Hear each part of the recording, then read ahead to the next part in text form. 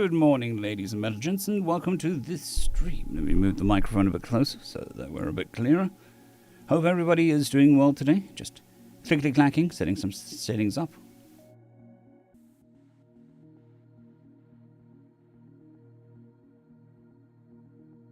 Dropping some links in places where links need to be dropped.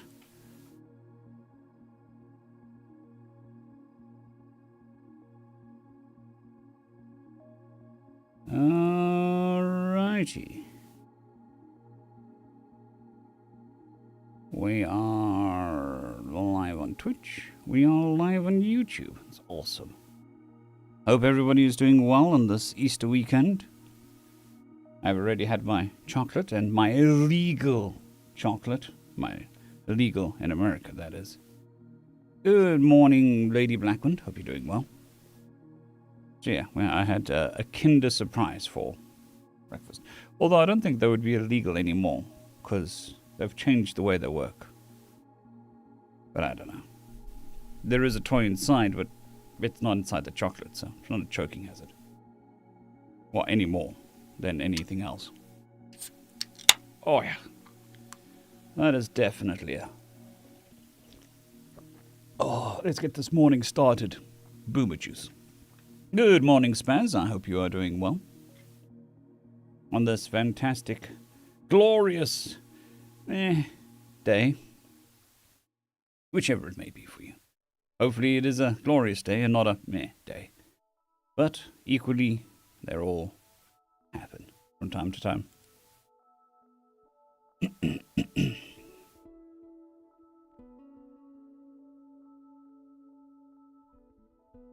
Okay, that's probably why they changed the packaging. Because the old packaging was illegal because they had a sweet hidden inside of a toy hidden inside a sweet. But the new packaging, it isn't hidden in. Although for some reason, the Easter Kinder Eggs gave me dinosaurs. No idea.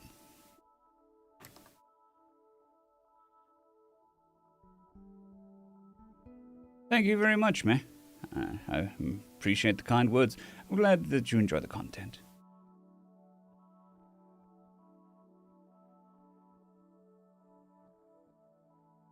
Oh yeah, so good.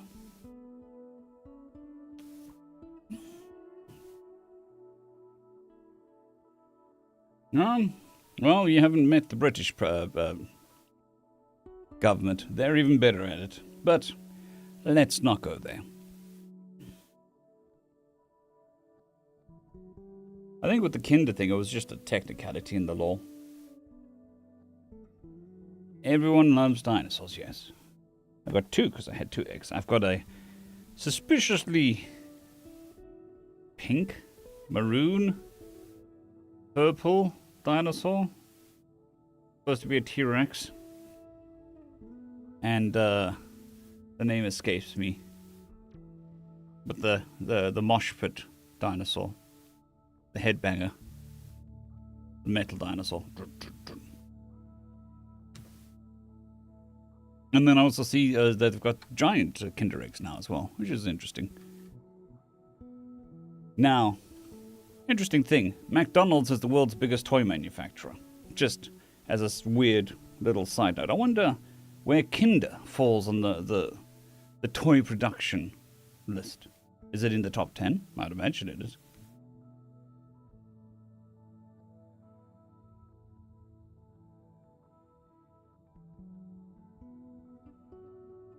Good morning, Mark Smith, and sure, I mean, I made it through the 80s without choking too much. Thank you, Aidano. Thank you very much for the kind words. I'm glad you're enjoying the content. Oh yeah, that's so good.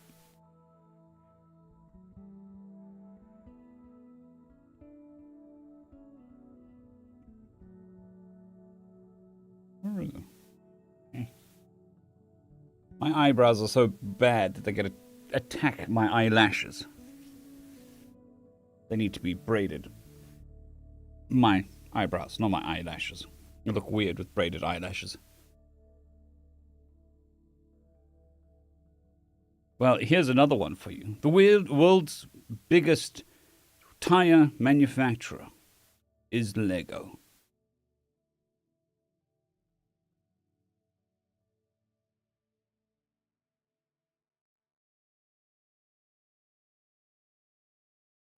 See, the problem with Lego is you need to, is each piece a toy? Is the whole thing a toy? And it's also classified as a puzzle, not a toy, I think.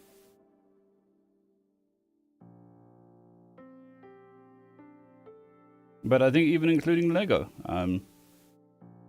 McDonald's is still one of the top toy manufacturers.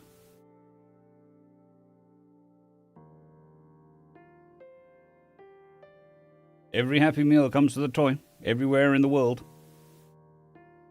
There are a million McDonald's. I don't know how many McDonald's. There are millions of McDonald's. How many are there in the world? 41,822. That doesn't sound right.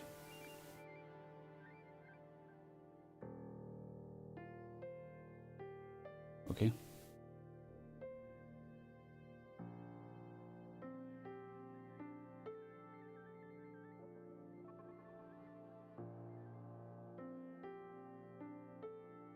Well, my point is each Lego brick classified as a toy, or is the whole thing classified as a toy?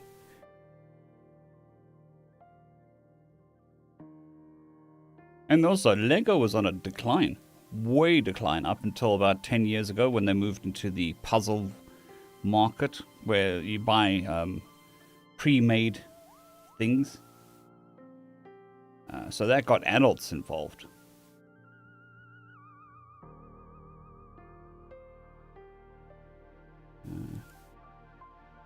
Whereas before it was strictly for kids. And the kits? What are they called? Kits, sets, something like that. They were designed so that kids could put them together. Now you get puzzles so advanced that kids could never do it. And it takes a couple adults months to complete. So they're more a puzzle manufacturer now than anything else.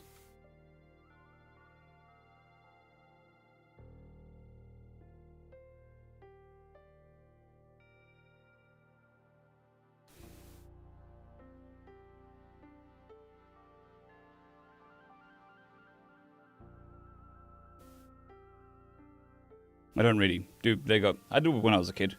Meccano set, that was my favorite. Yeah, fair enough. I still play Magic the Gathering. That was aimed at kids kids, sort of teenagers, which are still kids, but not young kids. It was aimed at young adults and adults. I still play that.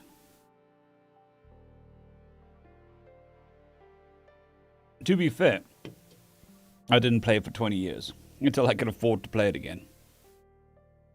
It is an expensive hobby. So now I just play MTGO.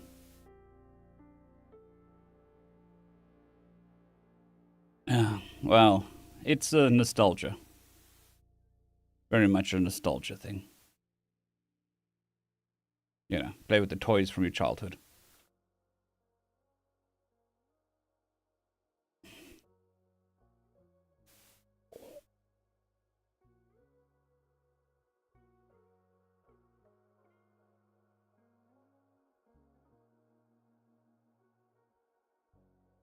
Well, that too.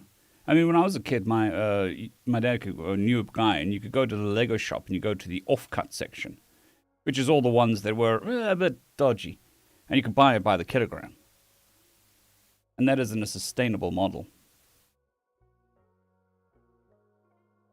I was 14, 13, 13 years old, 12 years old when I got into Magic the Gathering. So, 30 years ago. 1995 is about when I started playing Magic the Gathering.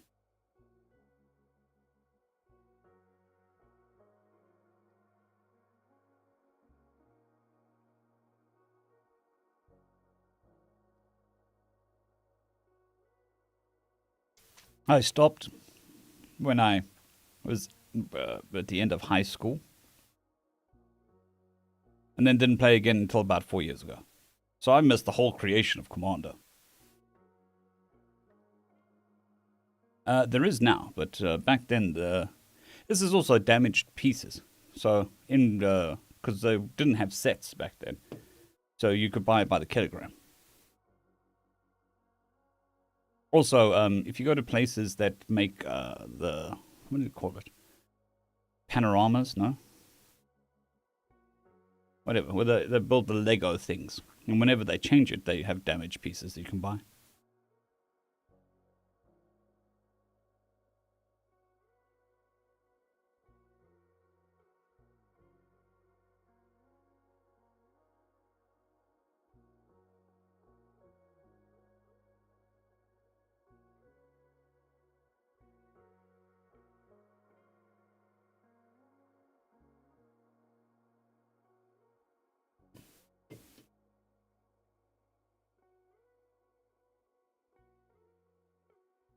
Good morning, Lord Wolpix. I hope you're doing well.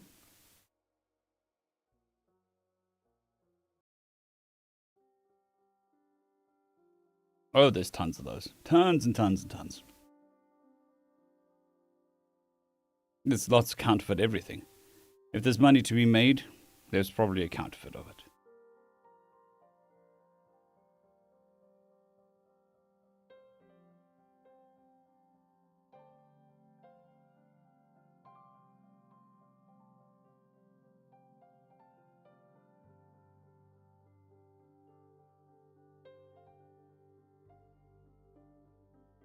Just as a quick side note, I am cross-streaming onto Twitch, if you do have a Twitch account, or a Rogue Prime subscription going begging. I would happily take that off your hands.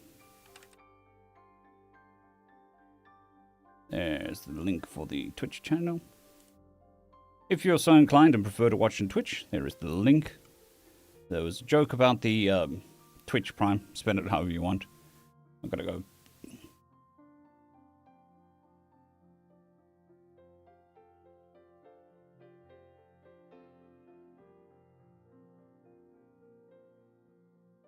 Alrighty. We're at 11 peeps.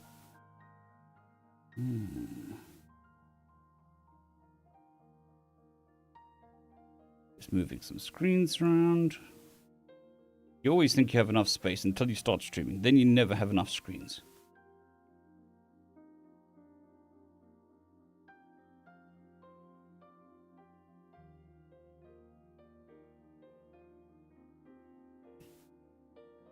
Oh, Postmatic the second has shown up.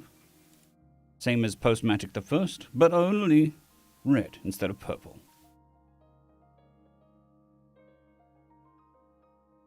Oh, God. Hydration. Yippee. Yippee.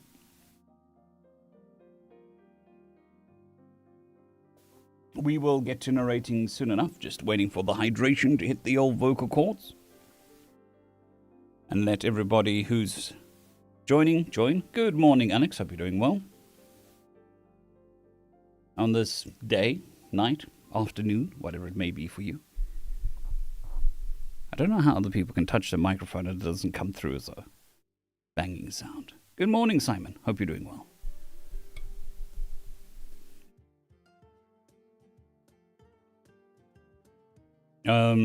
Well, I was going with the logos.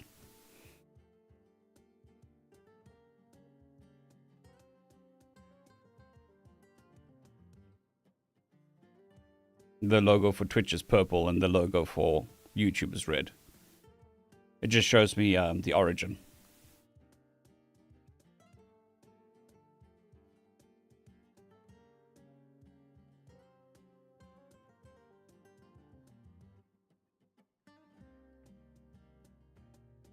Because I read the combined chat. So you've got the combined chat up there, but I've got a different one. Good morning, Link. Hope you're doing well.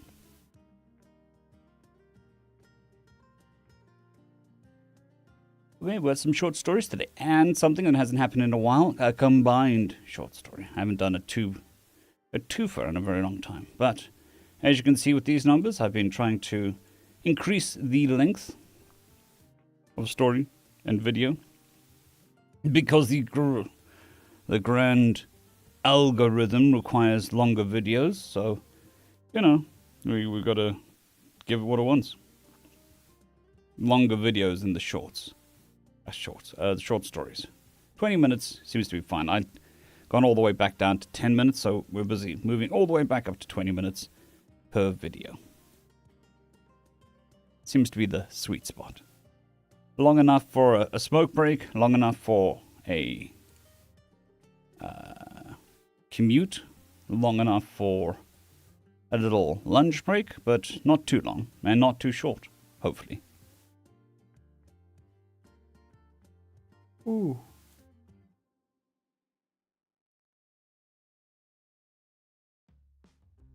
Go red team, yes. Red team. No, and if you see me scratching my nose, I'm not a coke fiend or anything like that. My moustache has a habit of fighting against my nose hairs. It's a battle that's been raged for many years. There is no clear victor.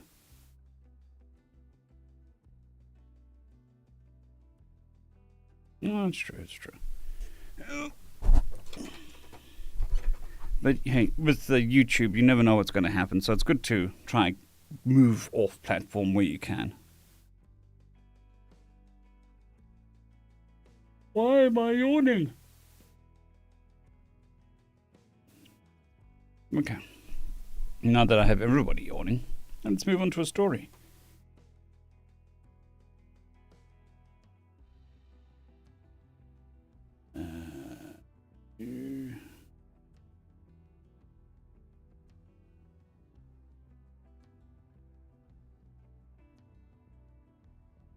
Two 736 -1 good pay. Alrighty. I shall commence narrating. However, if you have any questions, plop them in the chat. I will answer them where appropriate and if I see them. Anyways, onto the story. Just warning, the first one is always a bit rough. As I'm waking up and hydrating. Ugh, and not yawning.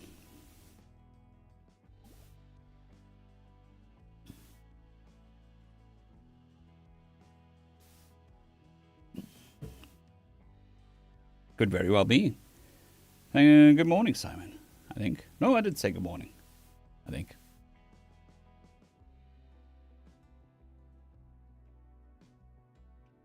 Because we had Marcus, Alex, and Simon all pop in at the same time. If I didn't say good morning, good morning. And if I did say good morning, good morning. Now you got two good mornings. Well, morning, not good morning. I don't like telling people good morning. I just like saying morning.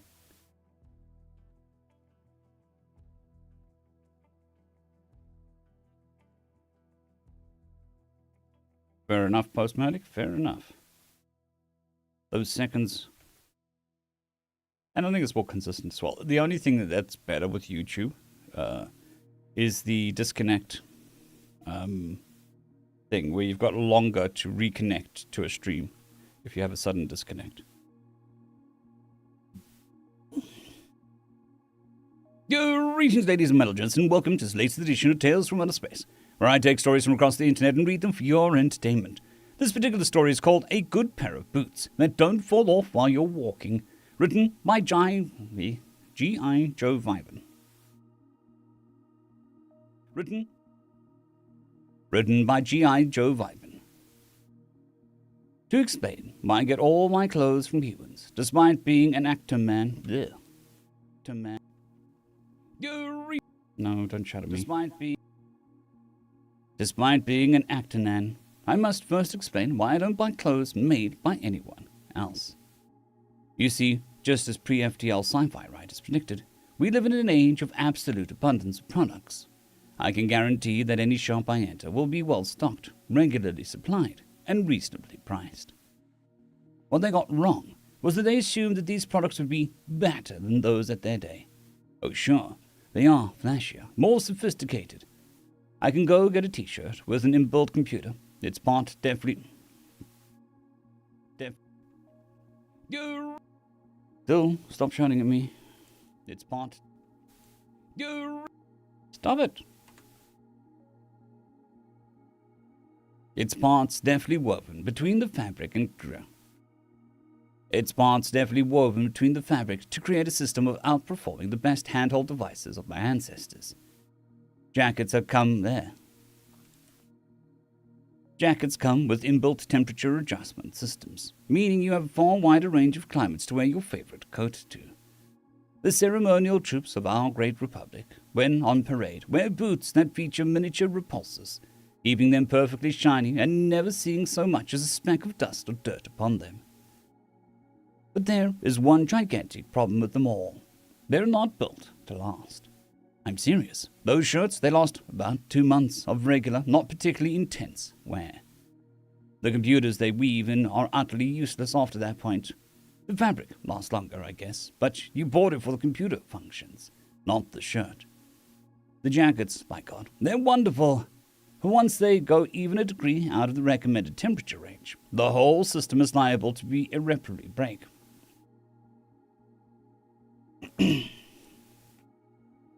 The whole system.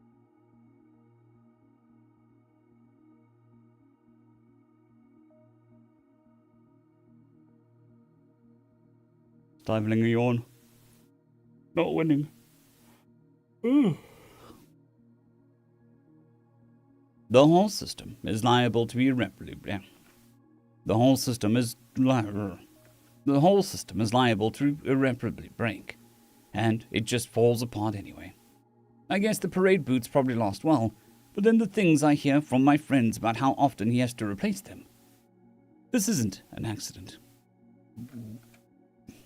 It's deliberate. Shorter lifespans for the things we buy means we buy more, much more. When an Actonan's healthy life expectancy now clocks in at well over a century, that's a lot of time to be purchasing.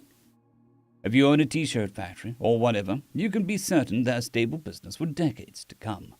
Sure, we all get mad about our favorite clothes falling apart, but we can still get replacements anyway, even if we're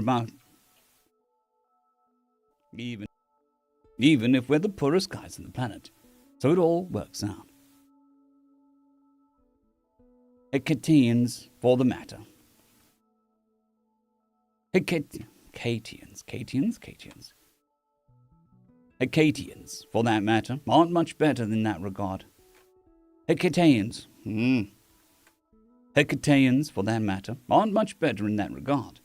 Their problem is that everything is cheap and cheerful, as the humans say. Your clothes do last there, but there's very little else going on. Unsurprising, given that there's so many Hecatians and other species in the Commonwealth to supply with clothes. Having a shirt is more important than having computers inside that shirt. Now, they're nice to wear, absolutely. They're not uncomfortable, they just lack those sorts of features you can get with Actonan clothing. Can't speak to species on the other side of the line, because, well, the line is in the way. But would happily guess that it's much the same there. Although, and I gotta stress these are rumors, the Lord Masters of the Trixilian who defected. The Lord Masters of a Trixilian who defected, and he says a lot of their clothes just kind of fall apart all the time, and only the expensive stuff lasts. At this point, my human co-pilot started muttering about a guy called Vimes. There you go, there's Vimes.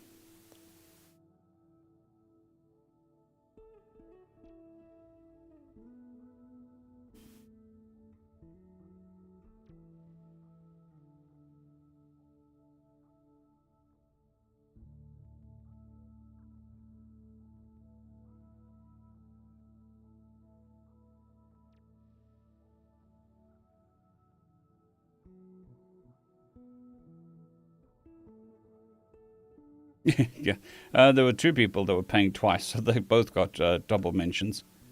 They pay for the mention, I do the mention. At this point, my human co-pilot started muttering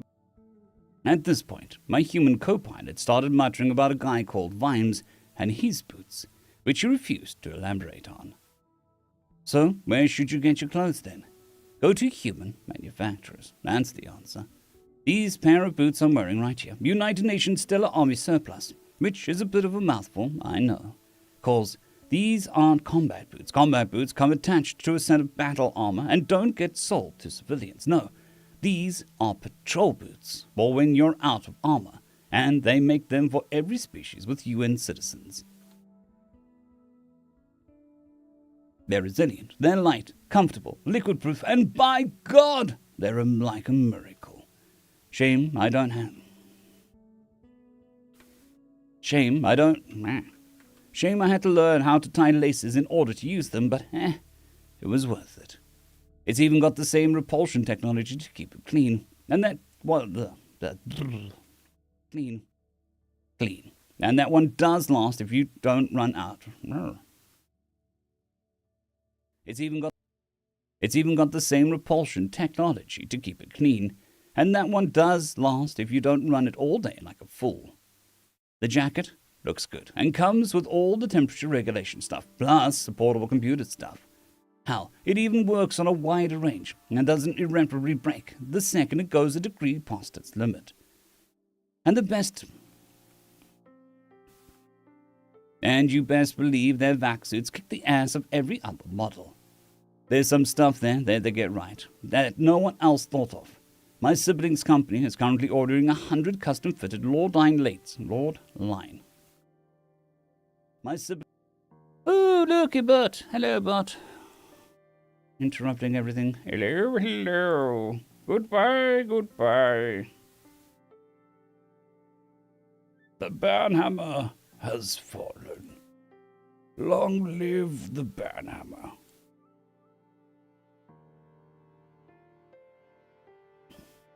That no one...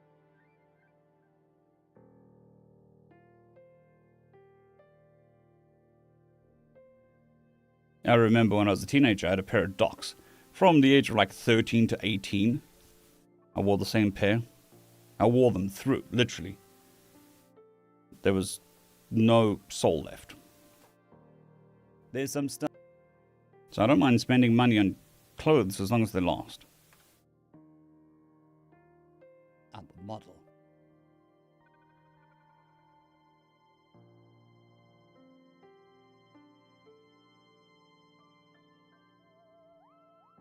There's some stuff they got right that no one else thought of.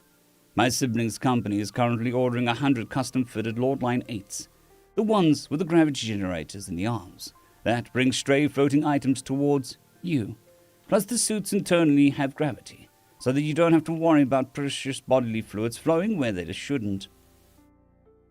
I can say, for myself, there's a tiny thing they do that's so astoundingly obvious, you can't believe it took that long. See, with flight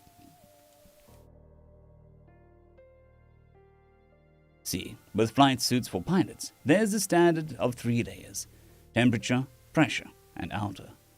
With the last one being just there to protect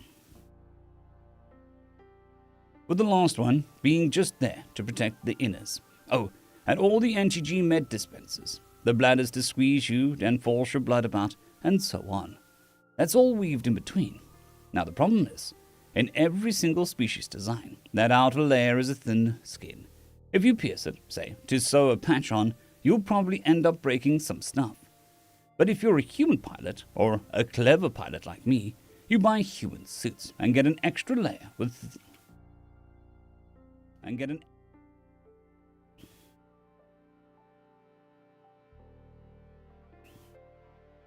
You buy humans. Currently, I wear, Green Wardens. They're hiking boots made for poachers, or anti-poachers, in South Africa. My last pair did 1,000 kilometers, and they were good until I was knee-deep in sewage. So the boot was fine. It's just the thought of the boot was like, I'll get a clean one. But other than that, it was perfect after 1,000 kilometers of like walking and stuff.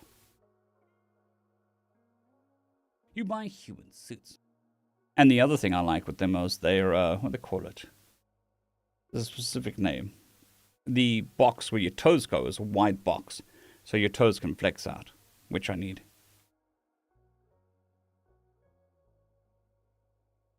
You buy human suits.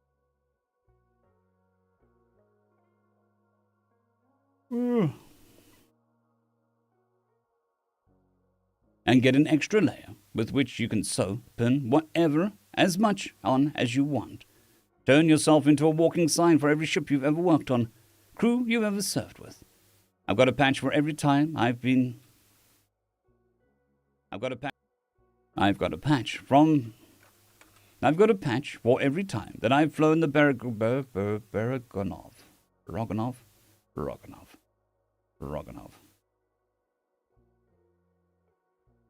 That I've flown.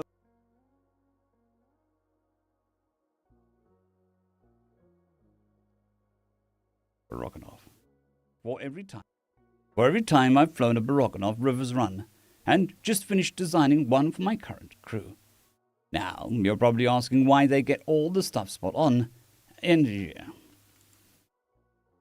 If we all get it wrong, there's a few simple answers, really. First, there's less of them, a lot less. They got access to the technology and resources of the galactic power. The Hecatians...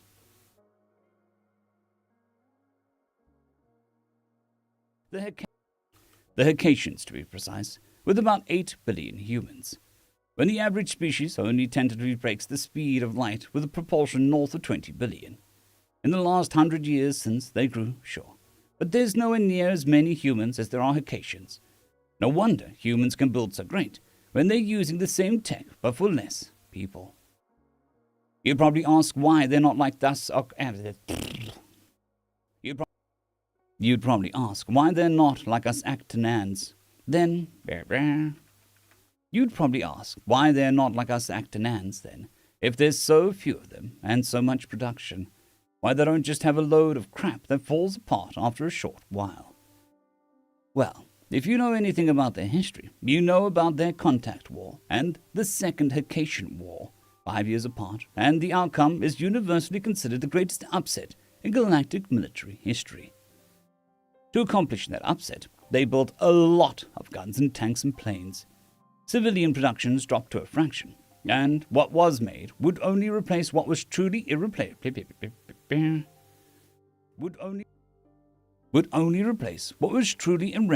broken. Good morning, Shadow. Hope you're doing well.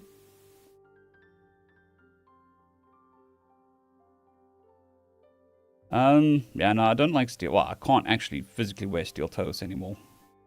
I broke my small toe in my right foot, so it's hooked like this.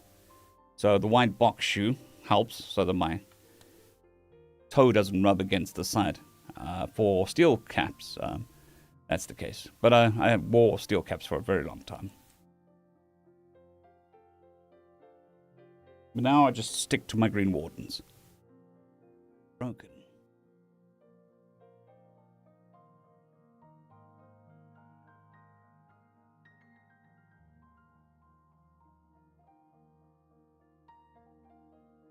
Good morning, Amtrue13. Hope you're doing well. In times like that, products that don't last when they could have are effectively a threat to the liberty of your species.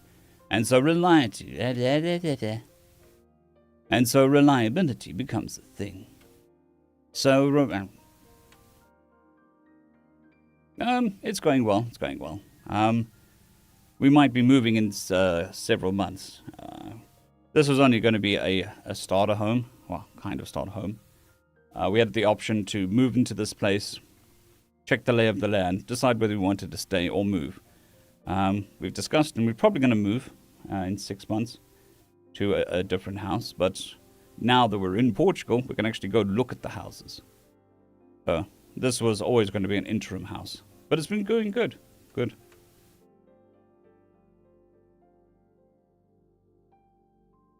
Of your species. My problem is I'm at 11 and a half wide anyway. So the half is extra width and height. So there is very, very little wiggle room in shoes for me. Species. And so reliability becomes king. Of course, nowadays it's not so dire, but the mindset persists. Even where it doesn't, there's never going to be an active... Even where it doesn't, there's never going to be action backwards. Because who wants to be the politician that puts their name on the make your shoes shit again bill? The manufacturers are fine too, because they know...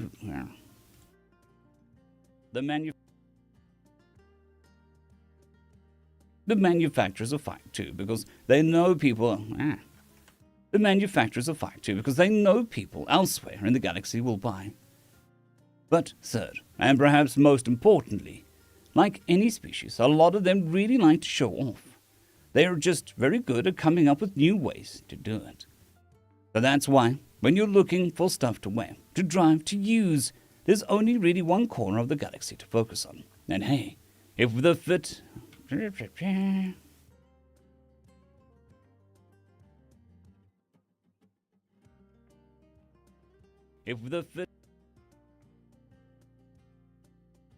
the fit I'm wearing now isn't endorsement enough, then I don't know what'll convince you to buy human. End of story. Not chapter, story. Of chapter.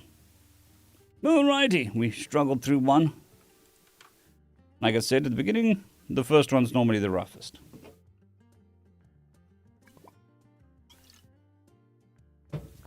And the last one.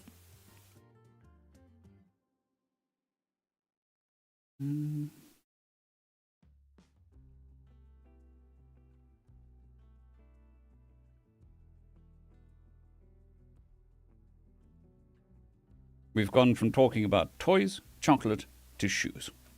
Okay, it's been a journey, I suppose.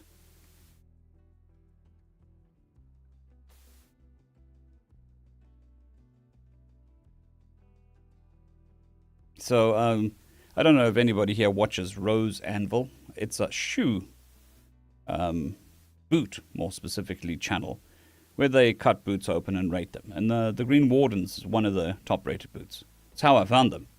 It was quite surreal, watching an American show cut apart a South African boot that I didn't know existed.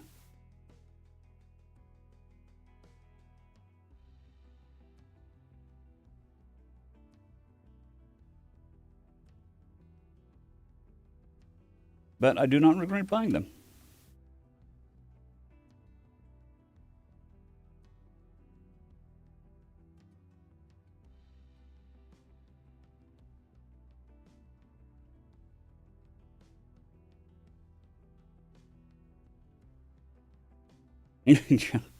Well, yes, that makes sense.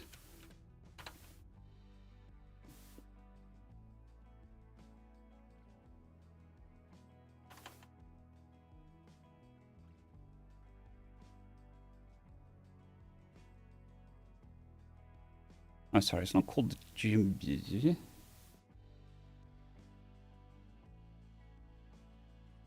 And the manufacturer is called Jim Green. These are the boots that I wear. Website's taking forever to load, though.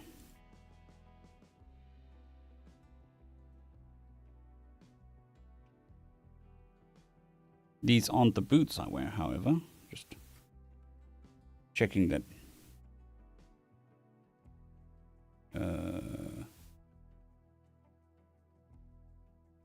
So they have a whole bunch of different types of shoes, but all of them are white box shoes, or what are they called, barefoot shoes. So they don't squish your toes, which is important for me. I could use some help with the website, though.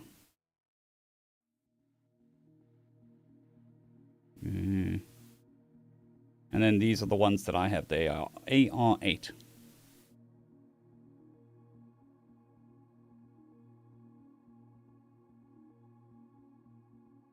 Like I said, I've done thousands, or over 1,000 kilometers in one. Used them as work boots. All that stuff. Very solid. And then the cool thing is, a portion of the sales goes to anti-poacher movements in South Africa. if that means anything to anybody. I normally don't talk about charities and stuff. Good morning, Anthony. And then I prefer the black one to the brown one. As you can see, they've got quite a range.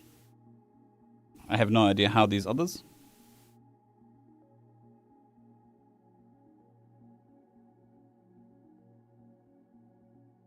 These are the only ones I've ever worn from them. I've bought three pairs. I bought one for my dad, and then two for me.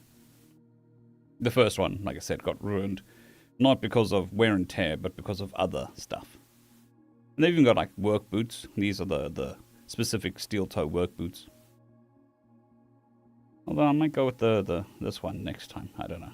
I prefer the simple design of this one. Now, unlike new shoes, these shoes take their pound of flesh. And I think any shoe that takes their pound of flesh tends to be a better shoe long term.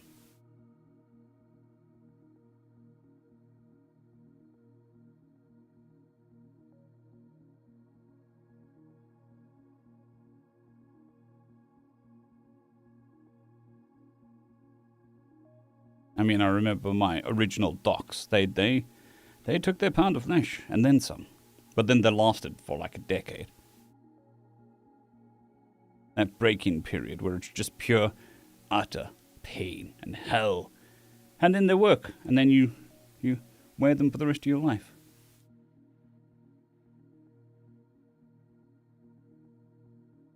Fair enough. Yes. Well, it wasn't quite the cat, but it was close enough, I suppose.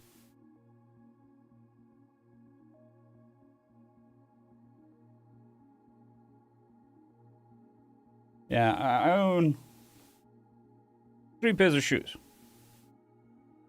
/ boots. I own a pair of slippers, which are barely considered. I have a pair of sandals, hiking sandals. And then I've got a pair of the AR-8s.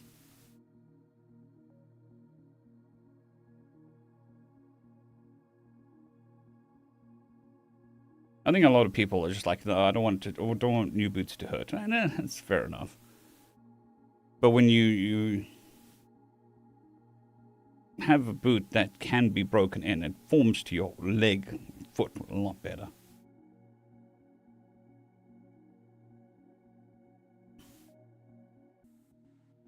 Alrighty, that was story number 1. Let's move on to story number 2. So that we can complete this. Hopefully it'll roll off the tongue a little bit.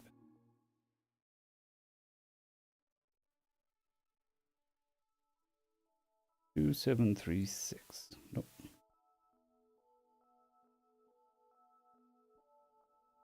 2736-2.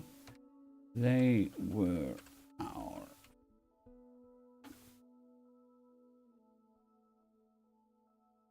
fair enough. Fair enough.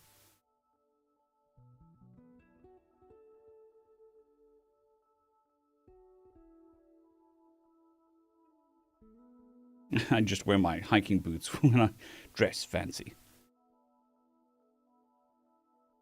They just need a bit of spit and polish and they're good to go. Before we head into the story, I'm just going to take a short break. I will be back, well, shortly. I'm going to turn the music up, and then I'm going to give you to the empty chair. Feel free to talk about shoes or food or whatever may.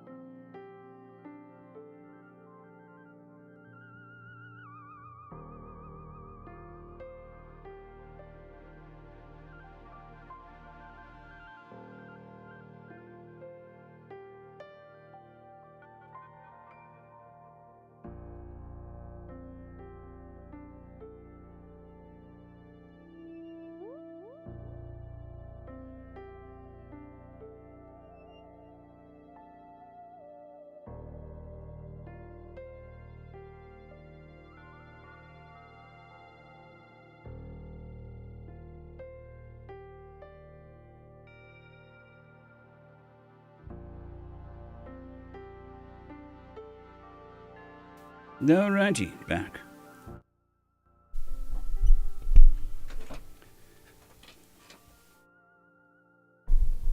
True. The link to my Twitch channel is pinned in the YouTube chat.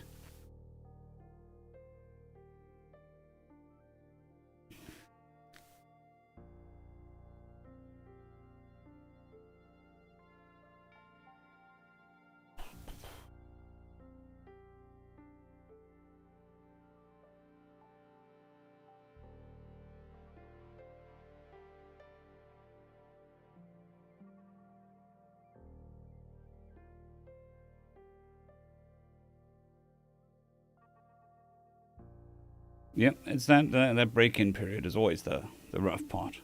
But once you get past that, most shoes are good. I've noticed that the shorter the break-in period, the worse the shoe. Well, the worse longevity the shoe has.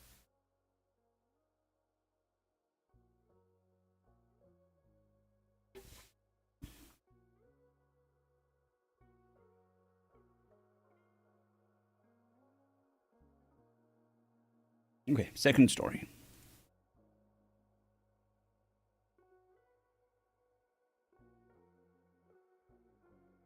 Yeah, I'd imagine cowboy boots would destroy my toes.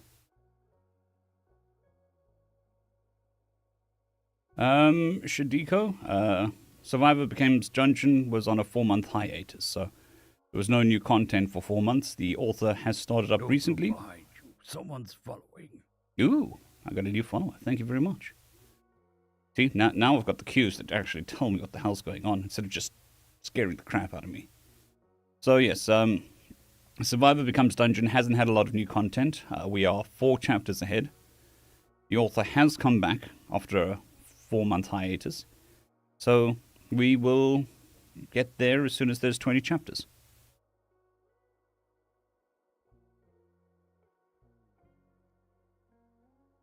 Oh, that sounds rough. Thank you very much for the follow, Andrew. It's very much appreciated.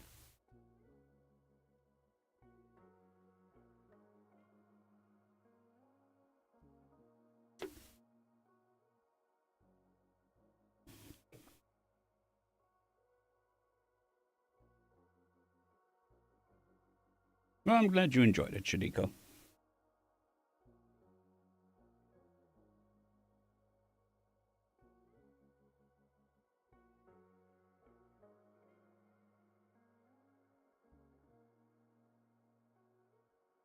Yeah. Well, definitely trying.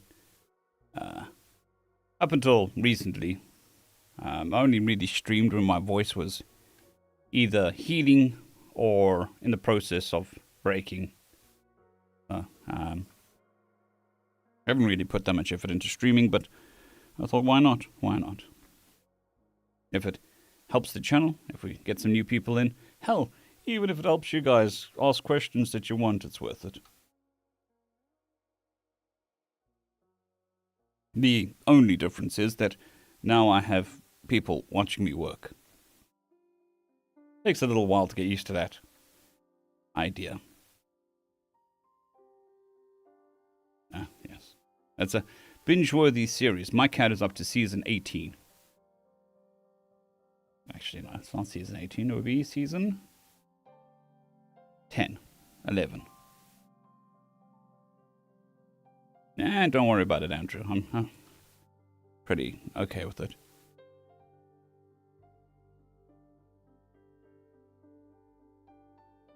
Yes. How the sausage is made is less fun than a lot of people think it is. Yeah, indeed, Shadikosh, indeed. Okay, let's move on to the second story for that video.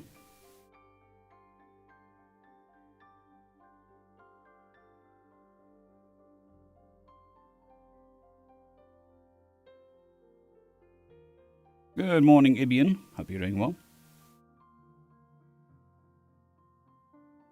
Oh, big yawn, big yawn. Ugh. Story number 2. They Were Our Friends, written by Teller of Tall Tales. Transmission start. They were our friends. So unlike us, and from so far away. Our brethren do not come from the same planet, but the stars beyond. It is with great shame that I admit that the first time we met was not on agreeable terms. A territory dispute on a mining planet that grew far out of scope.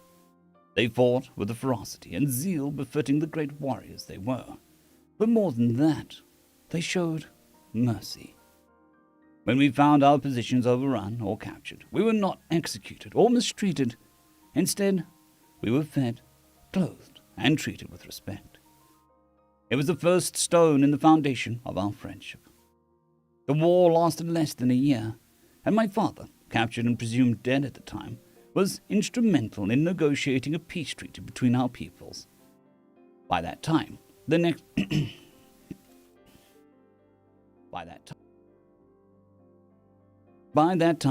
year, I had met my first human.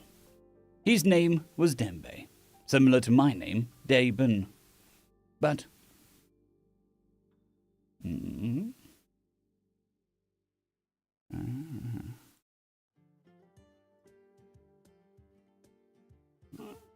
just checking something quickly.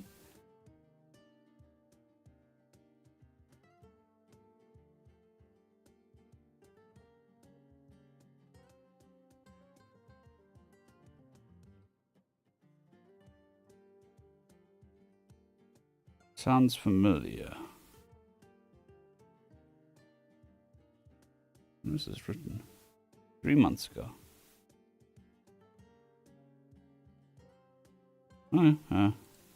Cool.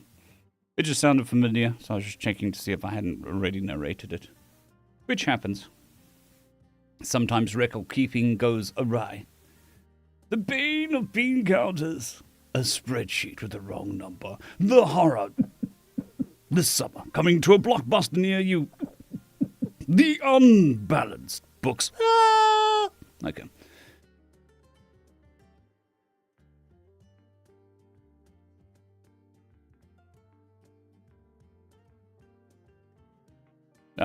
Yeah, that makes sense. Postmatic.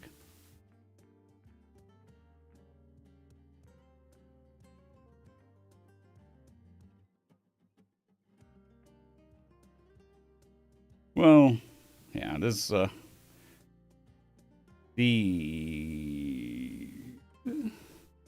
mean, I change words to avoid the,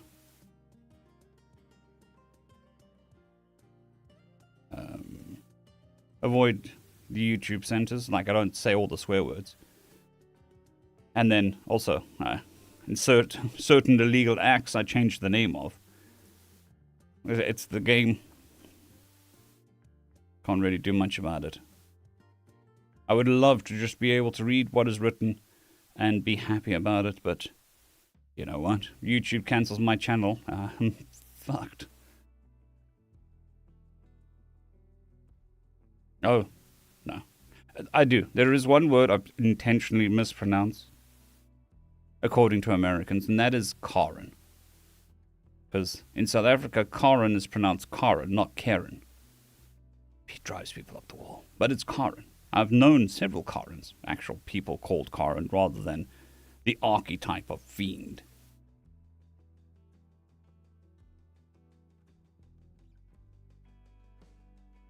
The archetype of misery. A Karen coming to a studio near you. Well, Libyan, it's happened once before. My whole channel was demonetized. Thankfully, I managed to get that back. I have no fucking clue, actually, what would happen. I'd probably try push everybody towards Twitch. And then maybe focus on paid work. I don't know. Don't know. It's not an easy question to answer. By that time next year.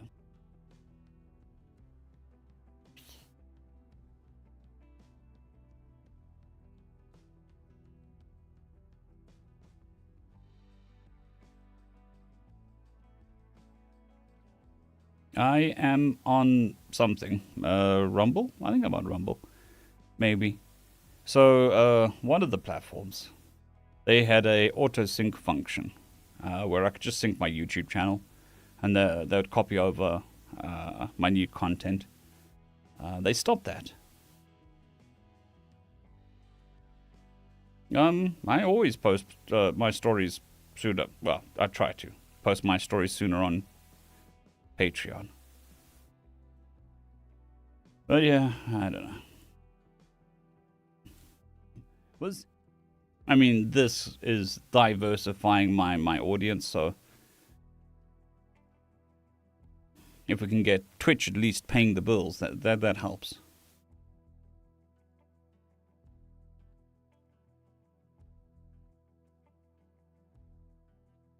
In negotiating a peace treaty between our people.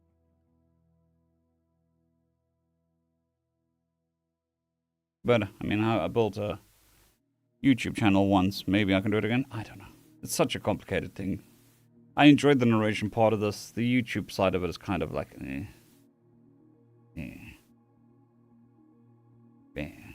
Anyways, on to the story. Keep the story. Keep it light.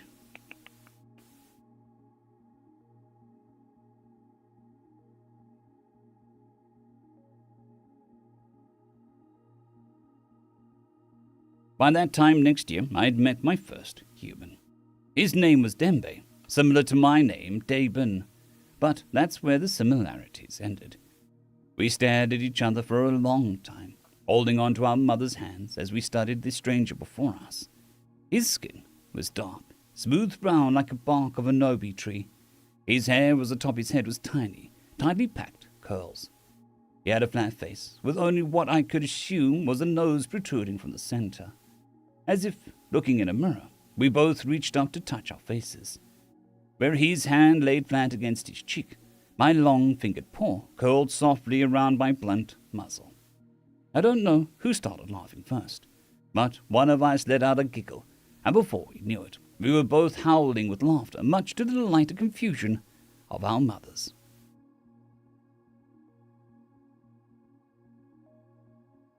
Yeah, YouTube is its own monster.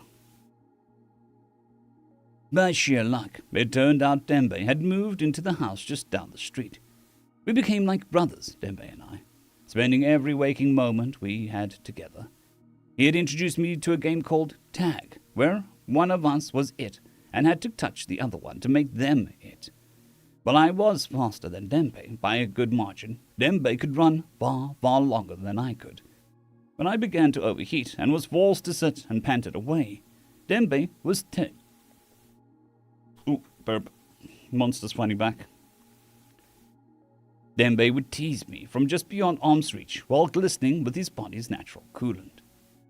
In turn, I introduced Dembe to a game called Riddle Tough, which Dembe told me was similar to the human game called Hide and Seek, except that in Riddle Tough, you were allowed to run away and hide again unless you were tagged by the riddle.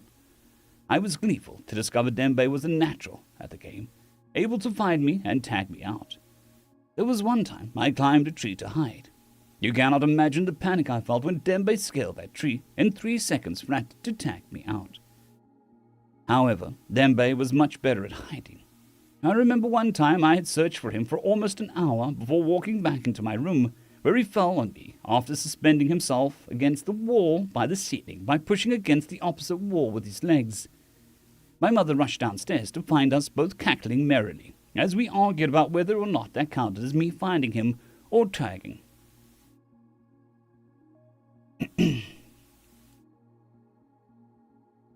Boomer juice, yep, it's fighting back. The other thing is Rumble doesn't pay. So the reason why YouTube is as successful as it does is unless you're a massive creator on Rumble, you don't get anything. I think I've got 1,000 videos on Rumble and I've earned maybe $5.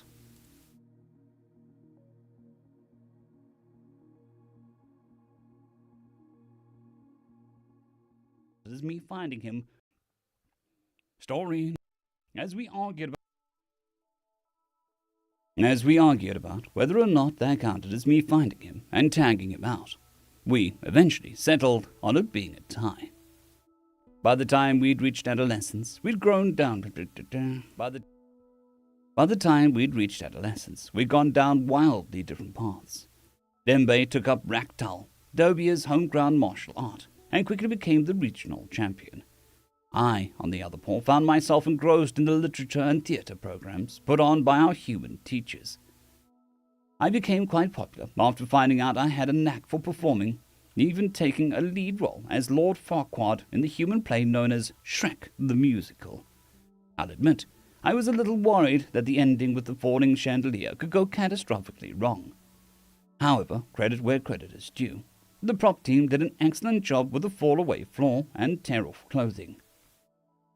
However, through it all, Dembe and I remained thick as thieves. For his 18th birthday, I bought him to a traditional... For his 18th birthday, I bought him a traditionally made Raktal knife with an engraving of a human homeworld on the blade. I'd never seen Dembe cry before then, but they were not tears of grief. The bone-crushing hug was evidence enough. Dembe stayed up all night that night, wrapping the knife's handle in the traditional knotted red Trelan silk before sharpening it beneath the light of a full moon, as per our ancient traditions. For my birthday,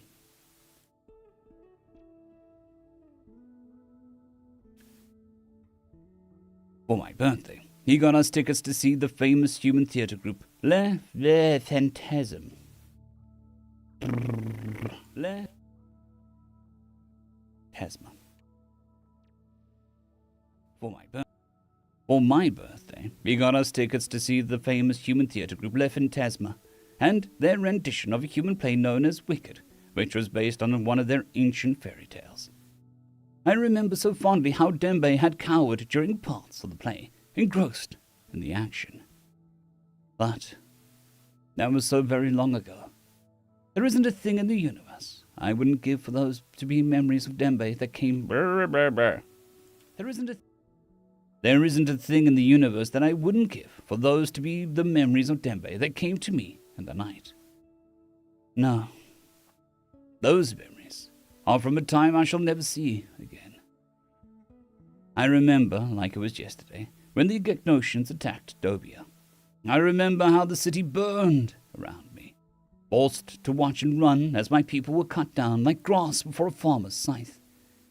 I remember turning that corner, slamming into the chest plate of a Gegnosian soldier, and knowing that I would make it to the evacuation. And knowing that I wouldn't make it to the evacuation port. Then I remembered Dembe, the rectal blade I'd given him for his 18th birthday, slipping from behind the soldier's back before being dragged across their throat. He pulled me to my feet and told me to run, told me that he'd be right behind me.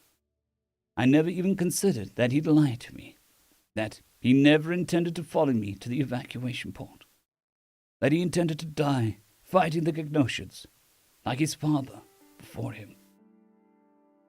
I searched for my friend, my brother, for 2 years, praying to any god who listened to help me find him. Did you know that humans have a planet entirely devoted to statues of fallen heroes? They call it Arlington, and for a large portion of their history, it was devoted almost exclusively to those who had fallen in battle in service of their armed forces. But after the Gegnosians' brutal, unprovoked attack, it changed. My brother's statue stands at the edge of a cliff, overlooking a beautiful forest of Nobi trees.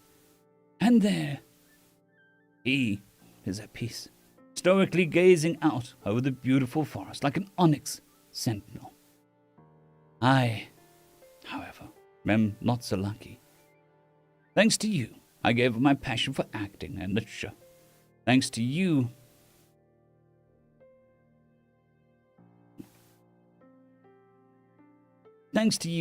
I've taken up the blade and incense of my forefathers.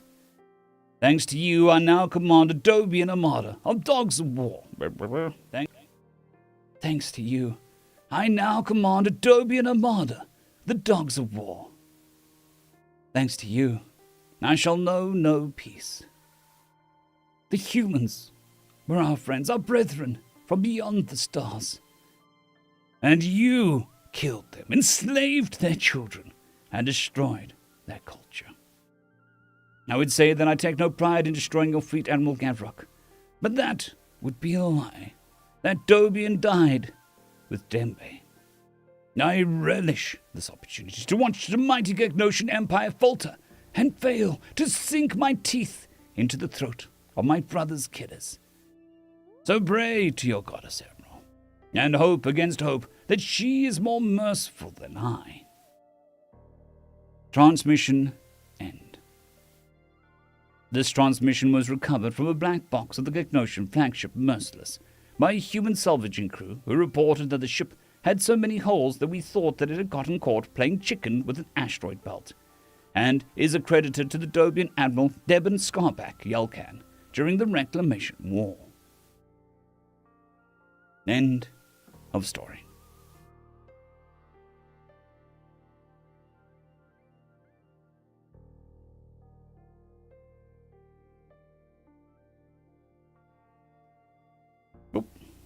Update. Must update. Update. There we go.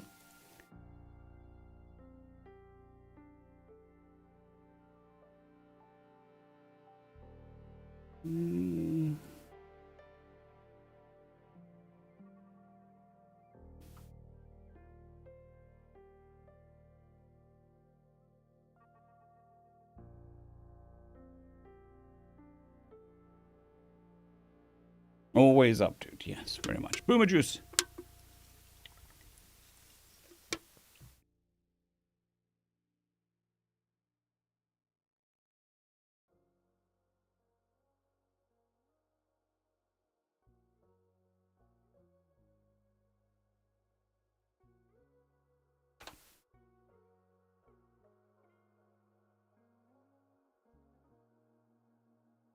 Two 637.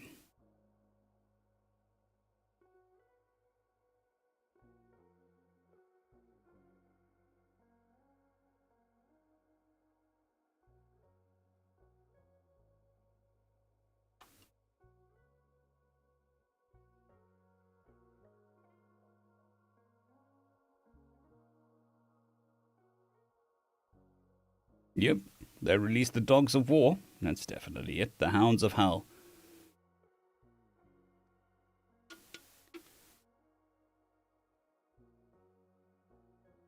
The Canines of Catastrophe.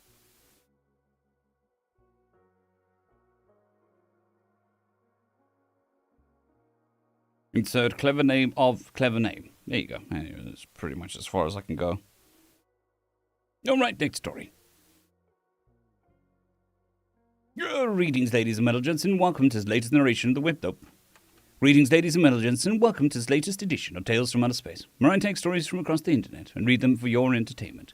This particular story is called The Flaws of Persistence Hunting, written by Amankira42.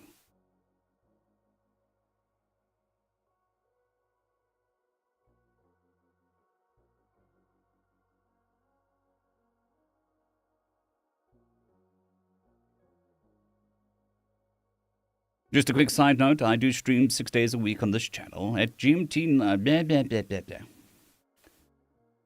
Just a quick side note, I do stream 6 days a week on the main channel. Just a quick side note, I do stream 6 days a week on this channel at 9 a.m. GMT-1. If you're interested in such things, head over there and I'll... If you're interested in such things, head over and I'll appreciate... If you're interested in such things, I'd appreciate... Oh, that sounds... meh. Just a quick side note, I do at 9 a.m. If you're interested, I'd love to see you there. That's -1. My wife corrected me. -1, +1? +1, it is +1. Keep saying the wrong one. Just a quick side note, I do... +1, it is +1. Just a quick side note, I do stream 6 days a week at GMT+1. Good morning, Joseph. Hope you're doing well. Greeting. Oh. Just a quick side note, I do stream 6 days a week at GMT+1 on the main channel. If you're... Ah, that's wrong. Just a quick side note, if you're interested... Brain, work. If you're interested, I do stream 6 days a week on the main channel at GMT.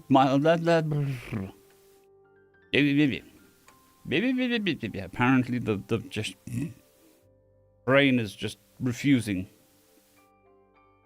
Just a quick side note, I do stream 6 days a week on the main channel at GMT+1 at 9 a.m. If you're interested in such things, I would love to see you there.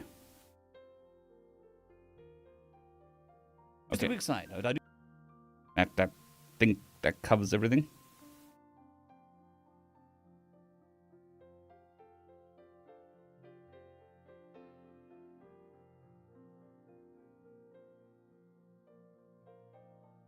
More importantly, let's head on to the story. The Flaws of Persistence Hunting. Professor of Xenoanthropology and Thok looked over his class. An early morning comparative analysis of desperate alien cultures, histories, and cultures to look for trends in group psychology tended to attract mostly a pale... That is a hell of a sentence. An early morning looked over his class. Professor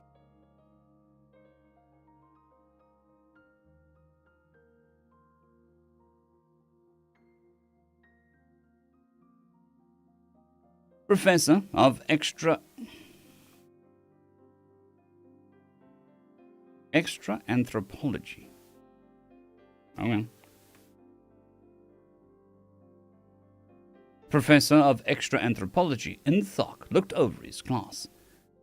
An early morning comparative analysis of desperate alien cultures, histories, and cultures to look for trends in group psychology tended to attract the mostly tended to attract a mostly pliant set of hangover students who simply needed to pad out their grades, mixed in with the occasional air of a diplomat or a glimmer-skinned youth with delusions of exploring a wild unknown. That is a sentence. That is a long sentence. That is a sentence of 56 words. Known.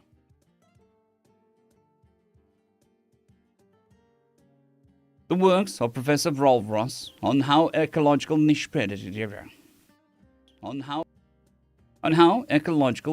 predicted outcomes in modern warfare were popular with students because of the vivid accounts of battle that accompanied the typical statistics and cognitive stands. Okay, it's going to be one of those stories. That accompanied the statistics and cognitive scans, popular enough to distract the youth from his massive hangover, at any rate.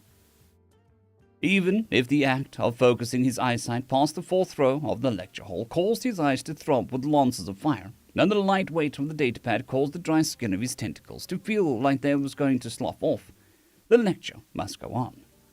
For academia, for the next generation, for tenure. So why is the...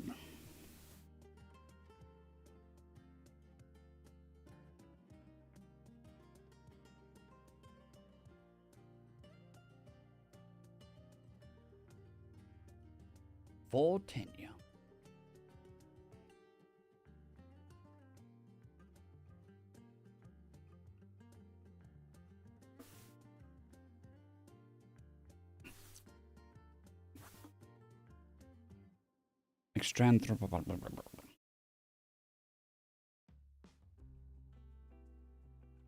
For tenure.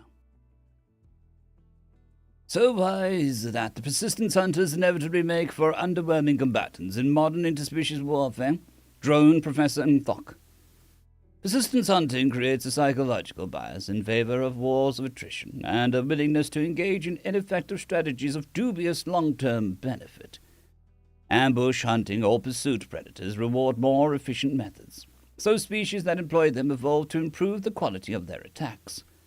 As progress inevitably causes societies to develop more effective weapons, attrition becomes obsolete, since losses inflicted by advanced weaponry far outstrip the ability to replace troops lost or any value from the temporarily held territory, said the warbling voice. Nope. Said a warbling voice, a clarion perhaps. So that would be Mr. His eyes suffer from a minor spasm as he jerks his gaze to the class roll. Void. It's too early in the year for students to expect him to remember their voices anyway. Correct. This theory was based on the Danusian conflict and the earlier battles of the Third Conclave Separatist conflict. It has since been validated in the 300 years after Professor Valvares... Spam! Yes. Spam. It has since been...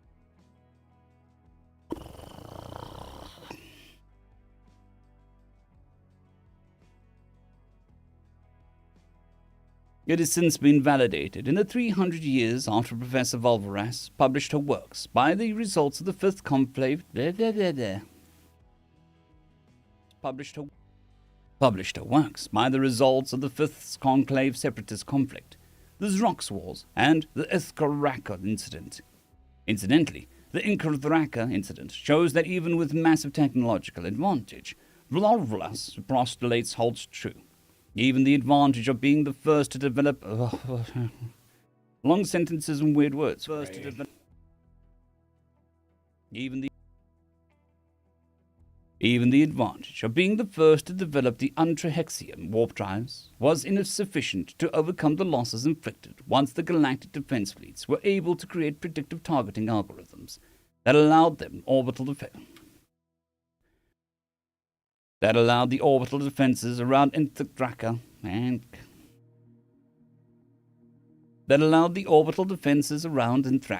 to accurately target invaders. Furthermore, times the electric comment request from the student gallery. The request flashes brown as he approves it on reflex. Speak. Aren't those human persistence? Yes, very much. Aren't those humans persistence hunters? Really? Really? Come on, read the room. No one goes to a socially call. No one goes to a sociology course to ask difficult questions about a species that has barely just left the realm of xenopsychology for extra...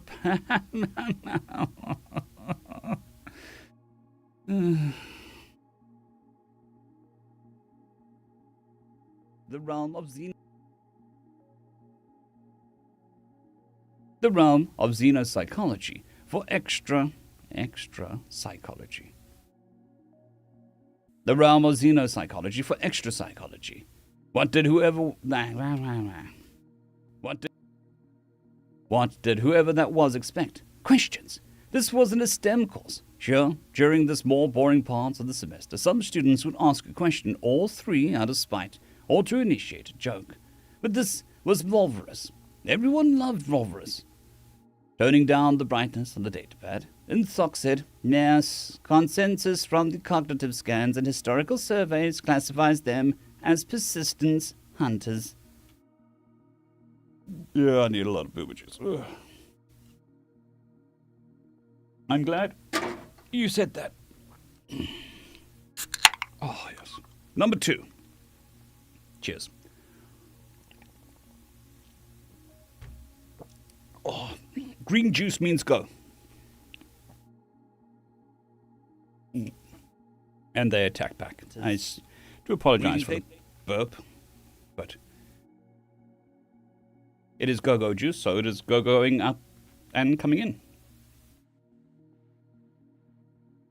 Hunters. So wasn't the human war against the Ferrari one of the Valvares' postulate which suggests... So wasn't the human war against the Fury one that Valvares' postulate would suggest the Fury would have an advantage in, since the Fury had the technological advantage and are pursuit hunters?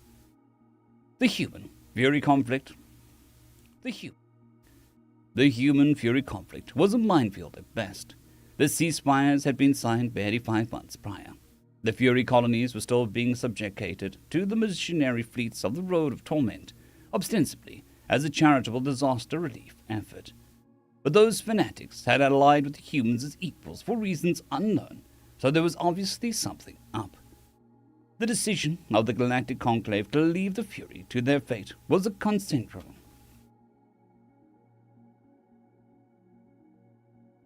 To their fate was a contentious one, and there had been numerous protests on campus already. The data is yet to be fully analyzed, and the human fleet strategy has yet to be declassified, Enthok said, trying to shift the topic back. A liberal arts department is no place for complex debate, after all. There's no place.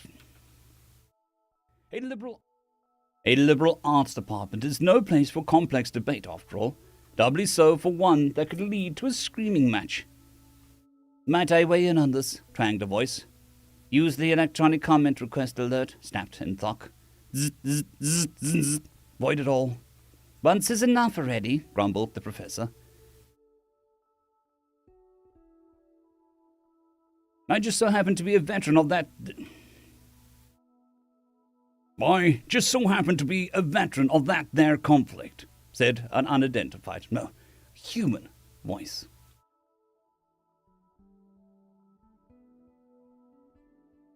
The room went quiet. Someone in the front row reflexively made a sign of the gate.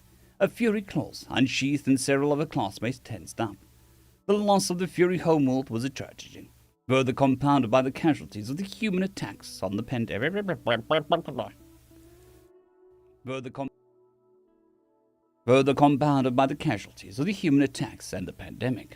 But may the void take him and his ancestors if Prof. Enthok allowed a riot to break out in his classroom. Students, need I remind you that this is a place of learning? Many of us lost friends and family in the war, but so did the humans, and now there is peace. So take this as an opportunity to enjoy an unprecedented learning opportunity. Or would you prefer to be served expulsion papers on your hospital beds? Because I guarantee that even if half of the reports are true, the 20 of you are not enough.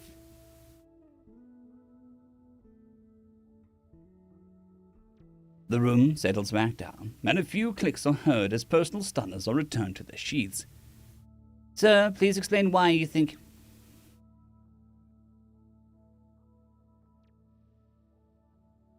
Sir, please explain why you think humanity seems to differ so wildly from what's expected from persistence hunters.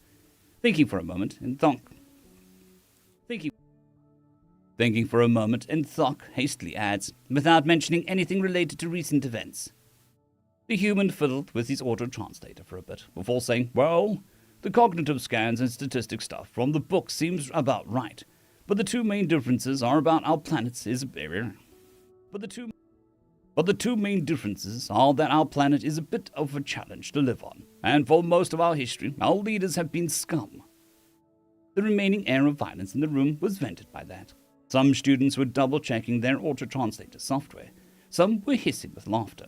Who decides to introduce their species and culture with a statement that the leaders are unworthy? Was this some trick?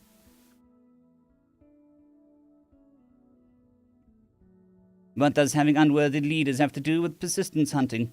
It is pretty much what the book said. We have a psychological tendency towards wars of attrition. But then, when you look at our planet...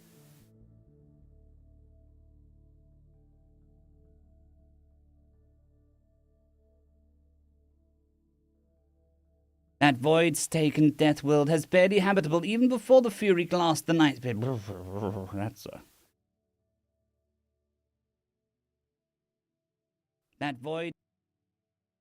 That void-taken death world is barely habitable even before the Fury glassed the nice bits, snipped the student. Order, shouted Enthok. The human continued on. We do end up in wars of attrition a lot. You all are right. We do end up in wars of attrition a lot. You are right. Well, that monster's fighting back. You're all right about that. But when you're on a world of... You're all right about that. But when you're on a world as lively as ours, a war of attrition is something special. Not just starvation and dehydration, but weather that'll bake you or freeze you to death. Diseases that'll taint what food or water you've got, or turn any wound you suffer into a slow and gruesome death sentence. Even the clothes on your back and boots on your feet can get infested with vermin. So your ways... So your wars of attrition are far deadlier and costlier than the baseline of persistence hunter species. Who would even want to wage a large-scale attrition war on a death world? Surely any leader foolish enough to expect their soldiers to suffer such privations. Surely any leader foolish enough to expect their soldiers to suffer such privations would be overthrown and replaced. For example, the Xanthri experienced 1,000-year centicycles. Did you? Did you? Yeah, Trenchfoot is scary shit. For example, the Xandri experienced 1,000 centicycles apiece when they overthrew their warlords for unleashing gas weapons in open war.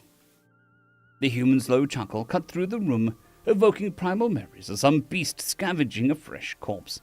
You see, our leaders are usually idiots, lunatics, or sociopaths. But they are competent enough to quietly deal with any worthy candidates and maintain a good lie or two to string along the gullible. When it comes to war, well, a war just means more money in their pockets and more honor to crow about. Ever feel the guilt of killing some poor bastard that's the same as you, but in the enemy's uniform? Have a look into your enemy's eyes and come to a mutual understanding that neither of you should be there before they slump over in a pool of blood and these guys open fire at you. A soldier.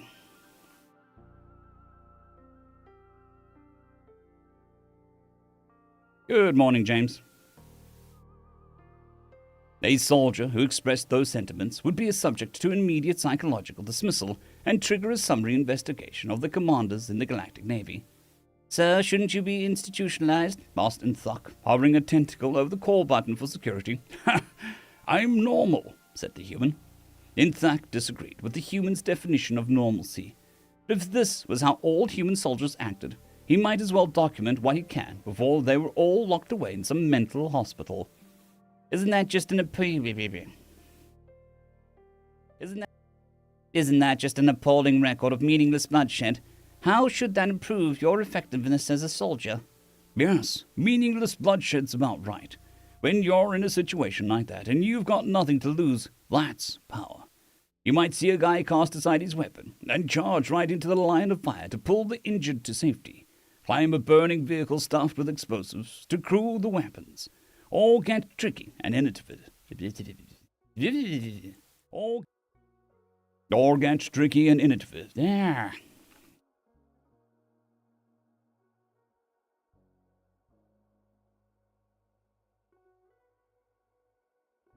Then, all get tricky or innovate, channel their pain and madness into glory. Then the cycle keeps repeating thanks to leaders who are completely inept in every single aspect of governance, save retaining power. And each time we got a little bit cunning. And each time we got a little more cunning, and our weapons got deadlier, or some new lunatic came out with the woodwork. The room was dead quiet. The student who asked about humans clearly regretted that choice. The weight of being in the same room with a human soldier was like wading through a crime scene strewn with viscera. The mere act of analyzing it only made the thoughts worse. Then those void-headed...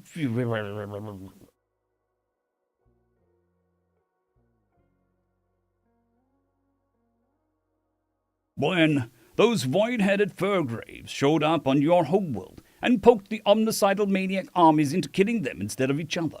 Snarked some... Then those void-headed fur-graves showed up in your homeworld and poked the omnicidal maniac armies into killing them instead of each other. Snarked some student who was trying to be funny for his own good. Language, there is no need for racism, rebuked Nthok. Honestly, the furries would have probably had an easy time taking us over if they'd met with the government. Rat bastards would have sold us out for cheap. But the furries just blasted them right from the start. But the furries just blasted them right at the start, said the human.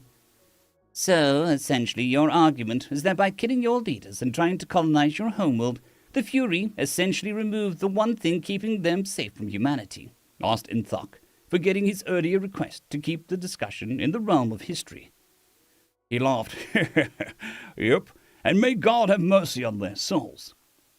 After class, Inthuck called the human over and asked, Why are you even here anyway? Are you not of the military? G.I. Bill. Tapping his auto translator, he asked. Sorry.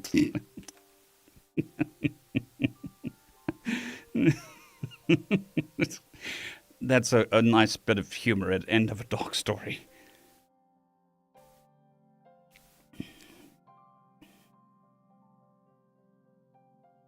I made you write another dog story? Okay.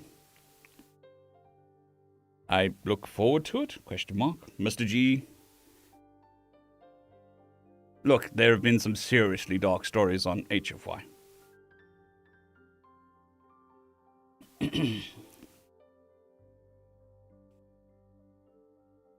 Tapping his auto-translator, he asked, A gastrointestinal waterfowl appendage? No. We volunteer to join, and if we serve long enough, we get educational subsidies for our civilian careers. It dawned on him there were going to be a lot more of these GI Bills causing chaos in his lectures once the main forces fully demobilized. He took a shot from a flask hidden in a desk panel, barely lunchtime, and he already needed it. Woe unto the cruelty of the universe. Humanity are a plague. End of story.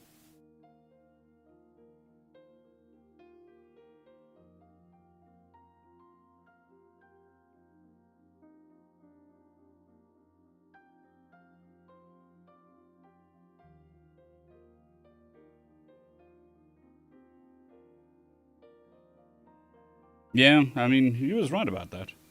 Colin, I mean, not a great human being in his personal life, but he was a decent comedian.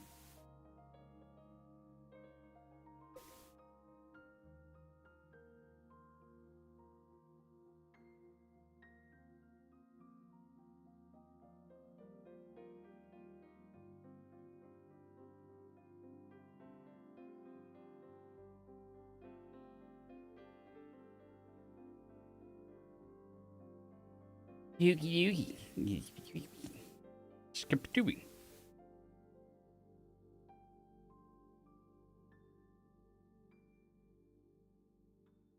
Did I up-dooty-doot? I did up-dooty-doot.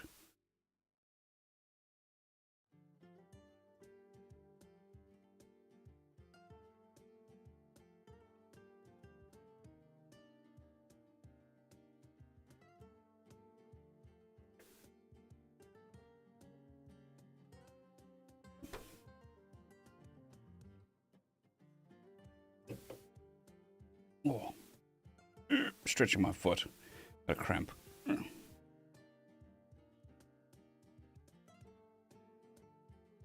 Not yet, Mr. G. Not yet.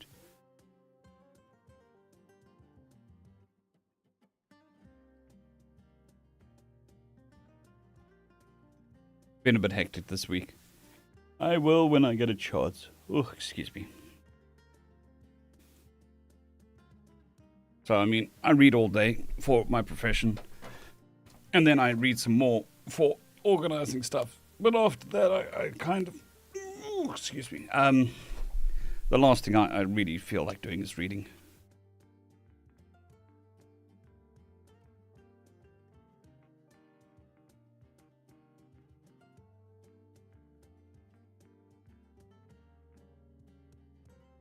Yeah. So, yes. Where are we? I can tell you. Okay, so we've done 100 re-TFOS, 150 re-TFOS, and about 150. Yeah, I'm doing about 120 videos a month.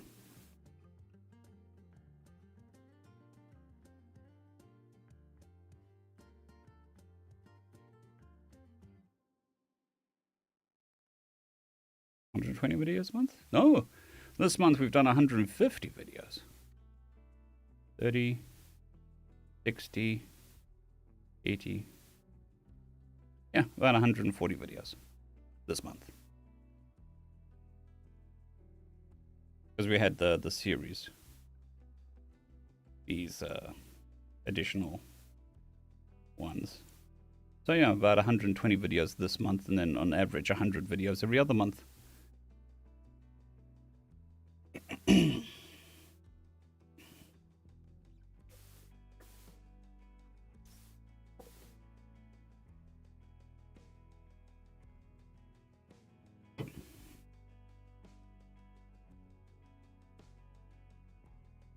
We can actually work this out properly. 25th to the 5th of the 4th, 25th of the 3rd. Is that right? It is right.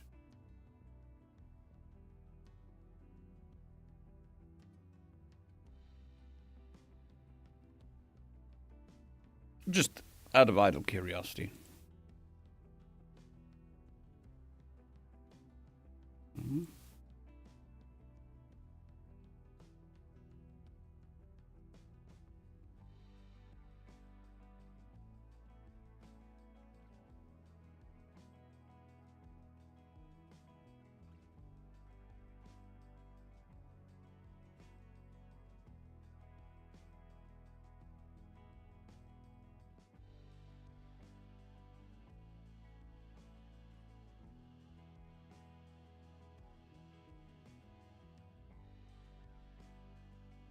Oh, no. I want to go that far. No.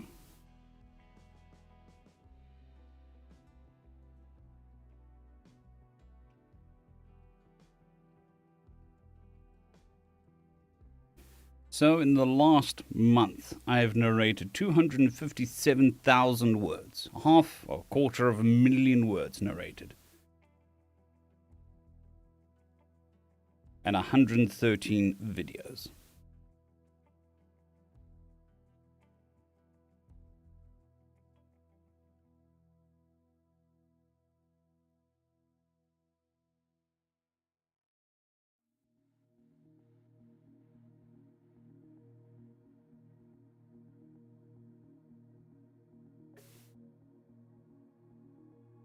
Well, that would be 247 divided by 9.3. 26.5 hours of content. Roughly.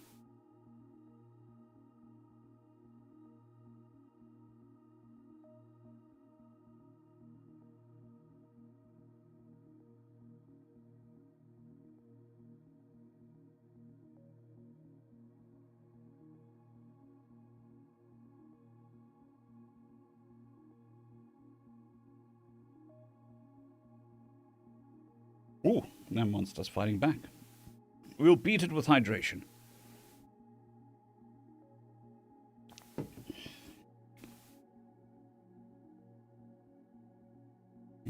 Okay, on to the next story. On to story number next.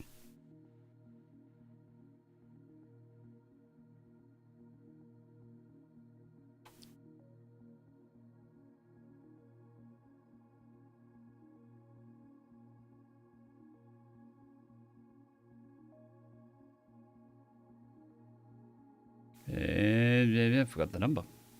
276 2738. 2738.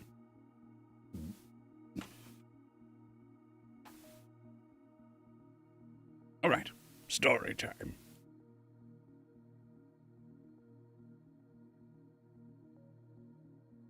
Greetings, ladies and metalheads, and welcome to this latest edition of Tales from Outer Space, where I take stories from across the internet and read them for your entertainment.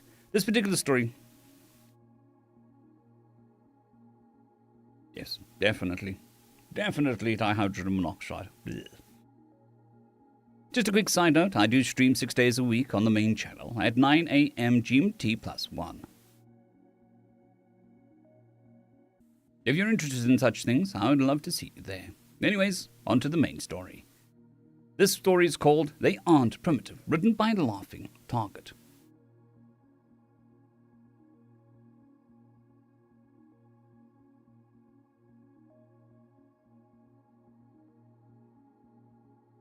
Daniak yawned as his quarters lights dimly lit to stimulate. Daniak yawned as his quarters lights dimly lit to simulate the rising sun of his home planet Gakaki.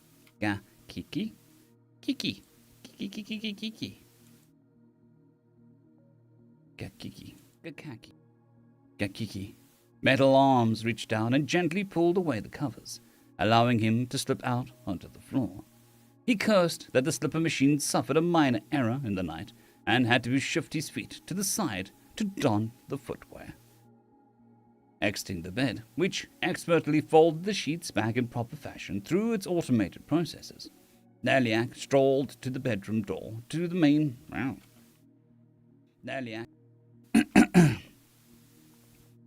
Daliak strolled to the bedroom door to the main living area of his quarters.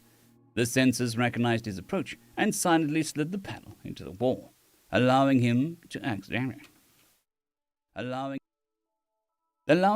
access beyond. The living area was filled with a pleasant scent of calf as his machine percolated the drink. Daliak elected to step into his bathing room and stood in the grooming cabinet.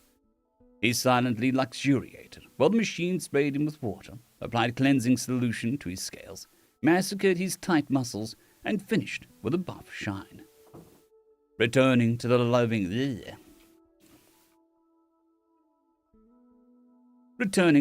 space, the calf machine presented a cup of hot liquid, the temperature and sweetness already perfected.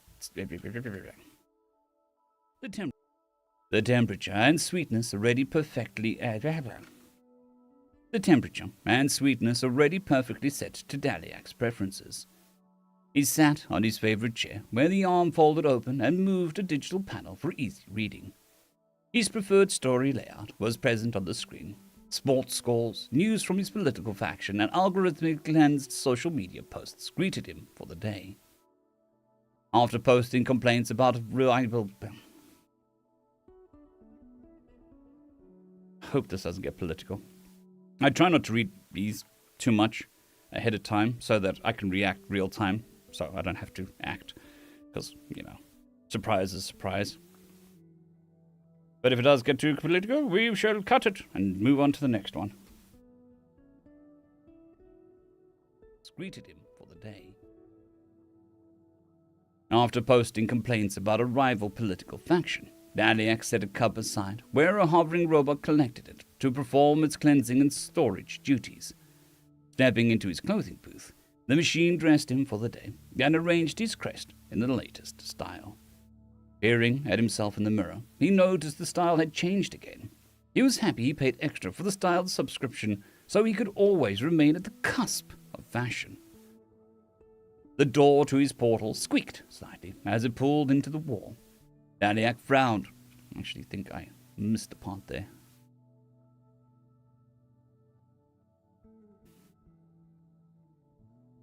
Sports scores, news from his political faction, and algorithmically cleansed social media posts greeted him for the day. After posting complaints... Okay, I didn't. The door to his... So, I don't care about politics. But people read into stories what they want. The door to his portal... I try not to curate too much based on my beliefs, because I'm here to tell stories, not to lecture people. Daliak frowned.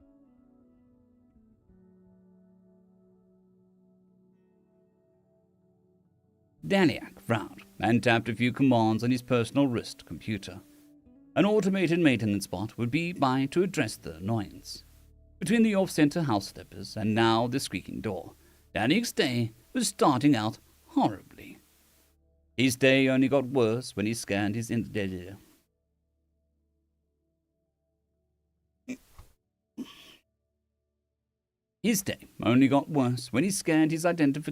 and the third track on the moving walkway in the ship illuminated. He frowned. Someone else must be using the other tracks. The third track always added 23 seconds to his commute. The The third track always added 23 seconds to his commute to his duty station. He was already an ungodly 3 minutes away, making the third track a torturous affair. The extra time needed to arrive at his duty station was so absurd that, when he arrived, the officer he was to relieve had already departed. Daliak didn't blame his counterpart. If his relief hadn't arrived within 8 seconds of his scheduled shift end, he would also have left. That was 8 seconds already lost for the mud baths and sauna. To further add to his annoyance, the room temperature was half a degree too cold. He grumbled as he adjusted the thermostat to the preferred temperature. At least the previous officer was a similar build, so Daliak didn't have to wait for the chair to adjust to his body preference. As he sat, the chair warmed and began to work his muscles. A panel opened in the wall, and another cup of perfectly crafted caf was set before him. He sighed as he started to He sighed as he stared at the dark digital panel before him. The Lazak Empire was going through a minor economic recession. Because of that, they had to severely cut back on personnel. This meant that the Daliak had to suffer through 2-hour shifts 3 days a week as opposed to customary 1-hour shift twice a week. They didn't even get compensation. I wish. I so wish. They didn't even get compensatory holidays to make up for losing 4 hours of VR a week. Tapping the screen, it illuminated. Daliak couldn't complain too much. He had a cushy job as an observer. Below them was a bright blue planet with swirling clouds and green land masses. The recession in the Lazak Empire was a result of a lack of conquest. They had exhausted the planets in their home galaxy, and Daliak was part of a 10-ship military expedition to their galactic neighbor. The trip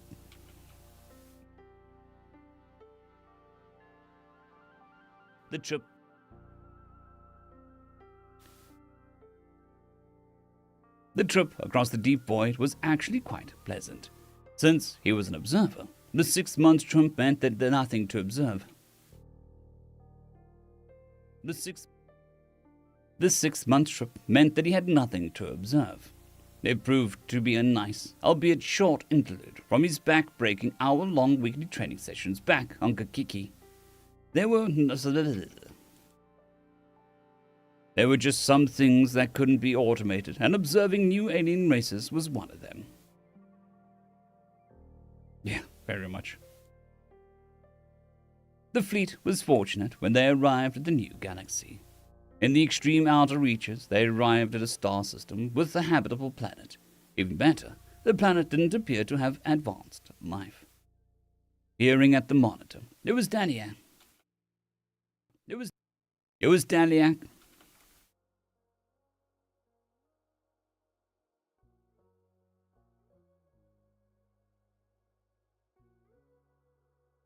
Daliak watched as the locals, which called themselves humans, busied peering at the monitor. It was Daliak.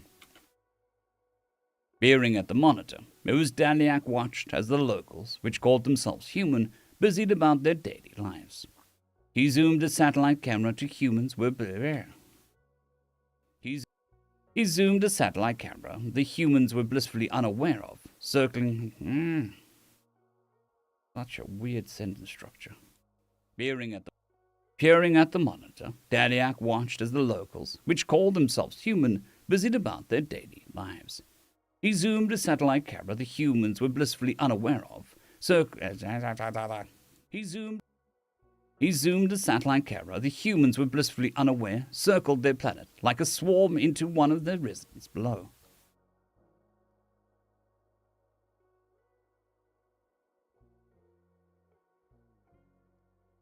He zoomed a satellite camera the humans were blissfully unaware, circled their planet.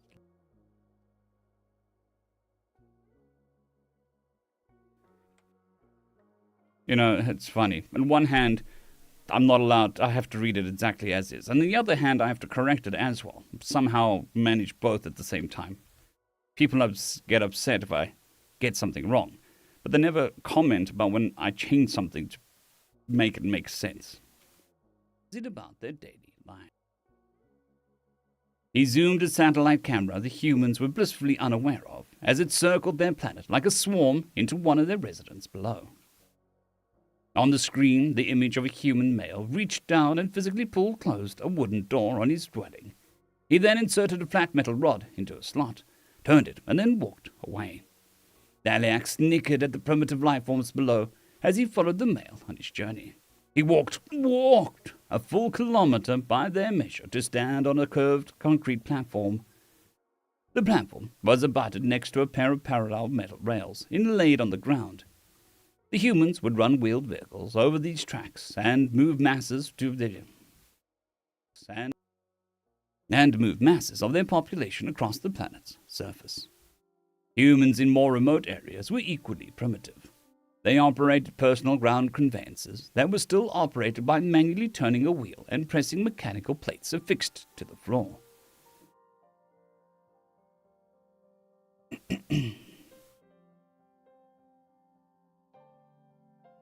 The humans appear to be in an early technological stage of advancement. A number of roles Daliak recognized as particularly dangerous ones were performed by machines. Yet most of their tasks in the day were still performed as was done by the ancients. Doors were simple slabs of wood on pivoting hinges. They poured hot water from boilers over ground leaves to make their drinks. They walked everywhere. Also, while they had computers, the presence of any computational device was limited. He was only able to detect a few rudimentary binary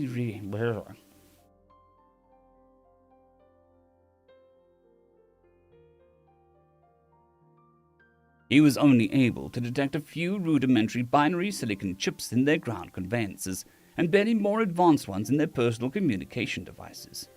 Otherwise, computers were strangely absent. Doors, vacuum cleaners, lawn equipment, none of it was computerized. There were also a lack of wireless signals beyond those generated by their pocket communicators. There was also no evidence of a military. There were pockets of humans on the planet that initially appeared to be training with ancient chemical-propelled slug weapons. Yet after further review, it was determined that they did so for recreation, not combat. The people were so backwards that there wasn't even evidence of space travel or satellites. Which is why the Lazak Empire had decreased the invasion. Which is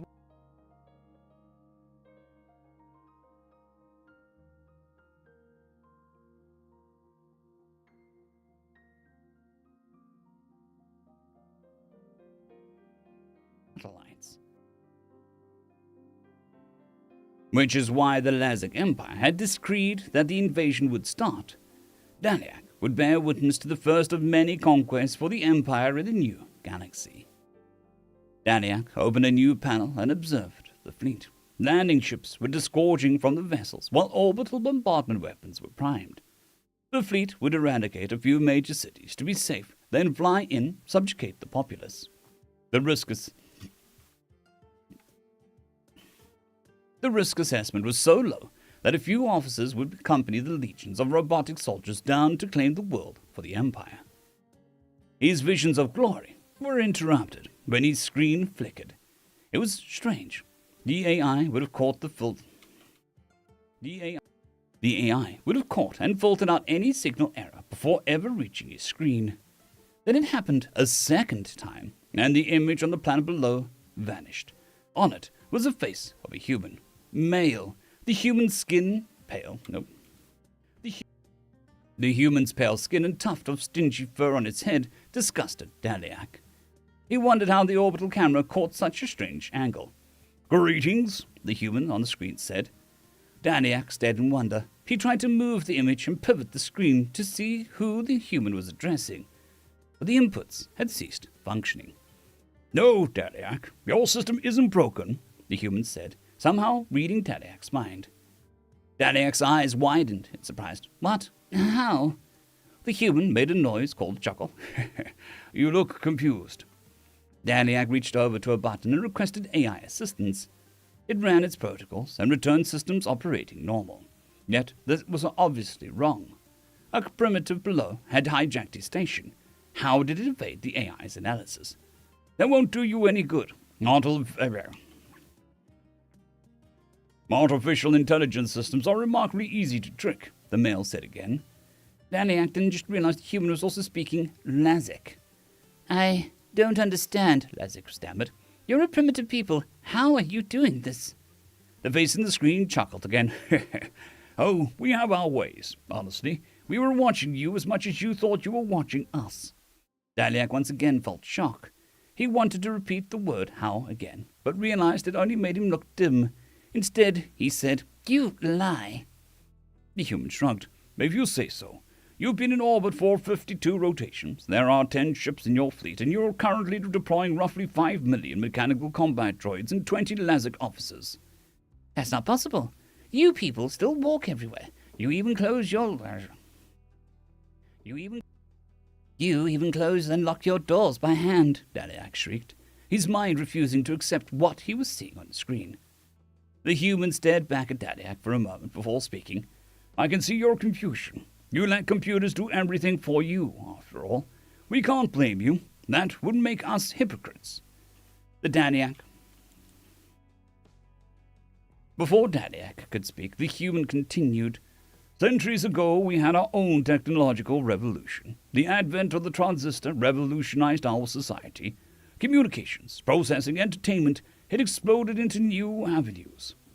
As time went on, we were applying computers and wireless technology to everything. First, it was the obvious stuff. Home computers, phones, entertainment systems. Then it started to drift into areas like televisions and automobiles. Finally, we started putting computer chips in everything. Microwaves, stoves, refrigerators, stuffed toys, shoes, timepieces, you name it. Then something happened. We began to question what we were doing. Was it really better that we could push a button, activate an electric motor, disengage a latch, and open a car door? How did that improve things compared to a simple steel cable and a lever? Were we really better off because we could deliver food to our house for double the price of getting it ourselves? Was it really a good idea to have a device in the room that listened to us speak? Was subletting office spaces through a computer really high technology? Then we came to a realization.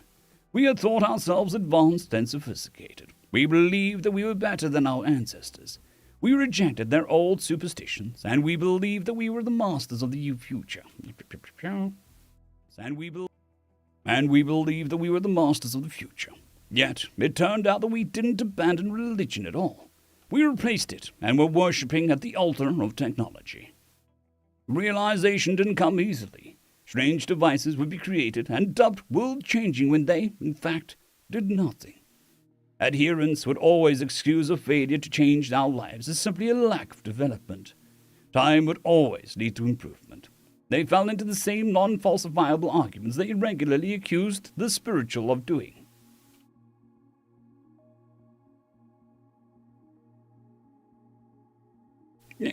Hydration break.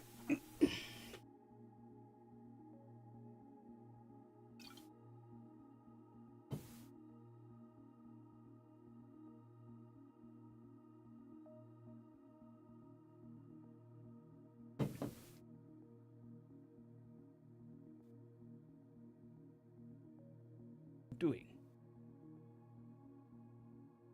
As time went on, new developments began to fail more and more. The gap between the last true breakthrough continued to grow, and more things were given computer chips. This panel projecting three-dimensional image would revolutionize the world. These glasses would let you see things differently. This machine would squeeze juice better than ever before. You can buy a picture of a monkey and become wealthy later. The claims became more and more absurd. Yet, it still didn't sway the adherents. Then we started having real problems. Fuel distribution systems were disrupted because we thought it was wise to attach a wireless transmitter to a control system. Transportation disruptions occurred because of a glitch.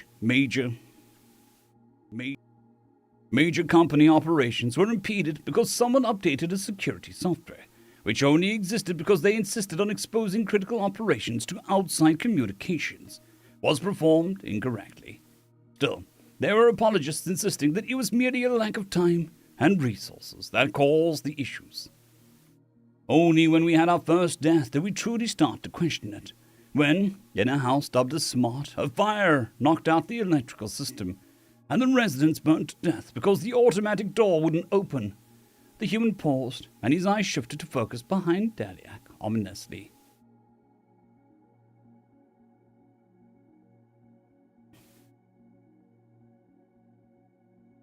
Daliak's pulse rose when he realized what the human had said. Not even waiting for the chair to comfortably lift him to his feet, Daliak jumped up and spun, his muscles not used to the exertion. He approached the door and pressed the panel. Nothing. The door refused to open. His eyes widened further as he pressed the communications button to call security. Still nothing. A loud laugh echoed from behind. Turning, he saw the human staring back, teeth bared in what they called a smile. It felt threatening to Daliak. The human spoke. "Don't bother. You left everything open to hijacking. No one will even know that you're locked in this room until your relief comes in over an hour from now. Had you not thought putting a computer chip between you and opening the door, you would have easily been on your way to warn your people about the incursion." Daliak slid down against the door, exhausted from the exertion. "Why are you doing this?" "As a warning. In a few minutes, when your invasion starts, we will eradicate it. The dropships and the other 9 ships will cease to exist. You will observe and report, as is your job," the human said, all mirth gone from his features. "Why, there are tens of thousands of my people on those ships. If you spoke with us, we could have avoided conflict," Daliak said in a panic. Another laugh. This one sounded scornful. "Is that so? No, No, we are testing your character. You know all you need to do by the behavior of those who believe themselves in a position of power. Now that you realize that you're in a position of weakness, your remorse holds no weight." How long is the story? A new realization came over Daliak. Now he smiled. "Wait, no, you're bluffing. You're facing a 5 million strong automation.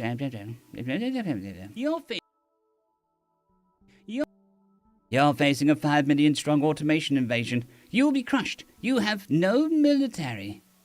The human shook his head. "There's that famous techno-arrogance. You don't comprehend what our realization led to. We didn't abandon technology. We changed how we approached it. If it didn't enrich our lives, make things faster, easier, or safer, we didn't waste our time on it. It changed how we thought of ourselves. It made us peaceful and welcoming. We now focus on development where it makes sense, where it satisfies those requirements. You think of yourselves as advanced. Well, you came across the void between galaxies. Yet, while you orbited our world, you missed hundreds of our ships coming and going, traveling in parts of reality you can't even comprehend.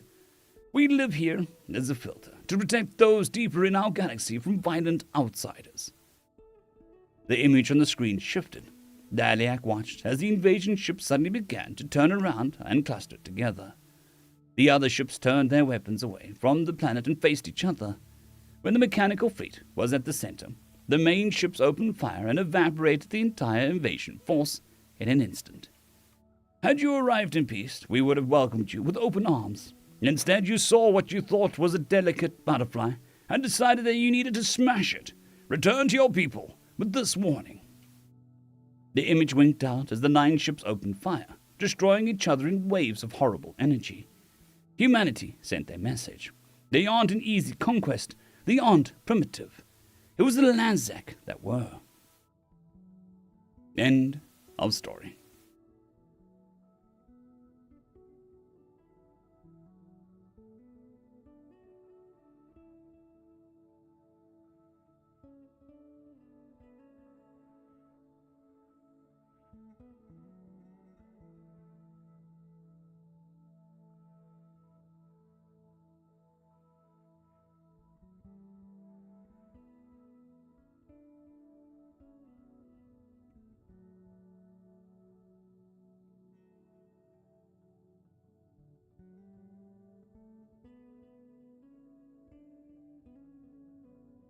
NFTs are a scam. They also don't work as a technology.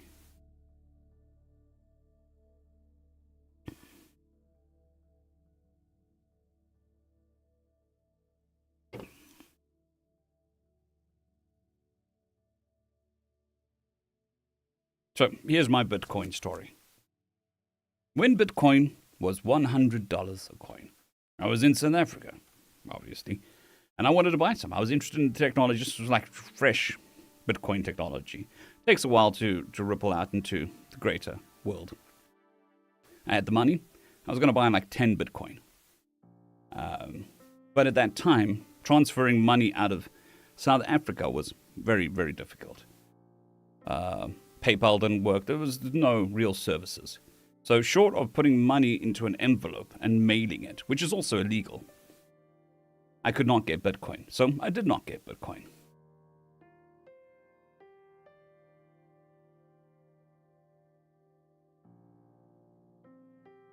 I mean, it would be awesome if I did, but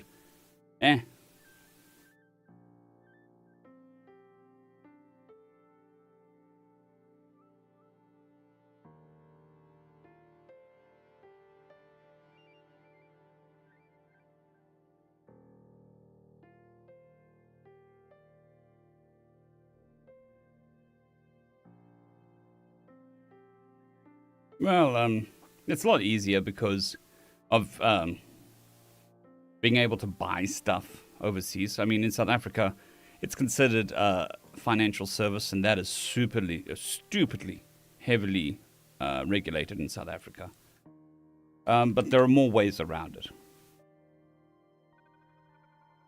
than there were 20 years ago, whenever it was 15 years ago.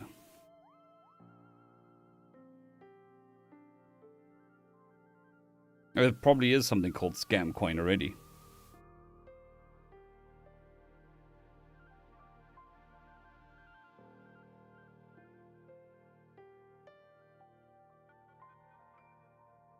I love the story of that dude with the pizza. God, he must kick his own ass all day, every day.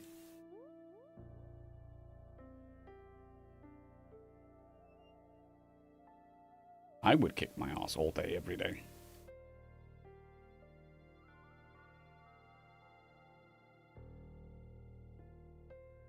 Yeah. 10,000 coins for a pizza.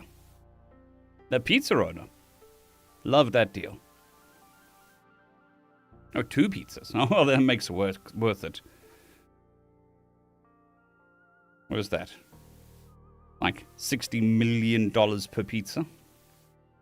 My maths is right. Or $6 million? 60 million? 60 million, I think. 600 million? 60 million. Something like that.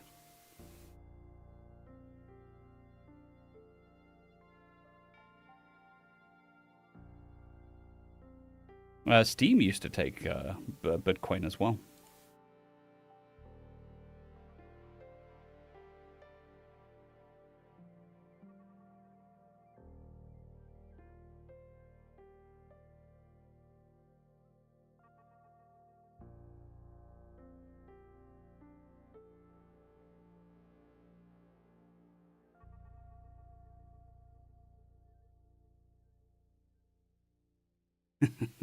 Fair enough, Lord Volpex, fair enough.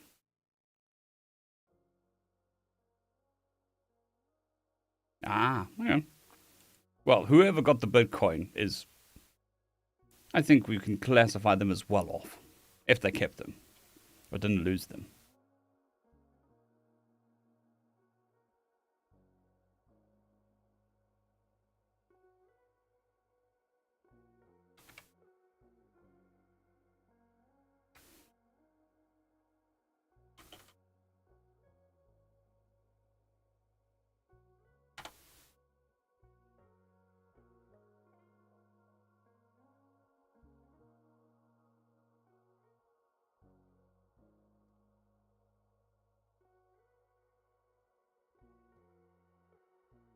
Oh, yeah.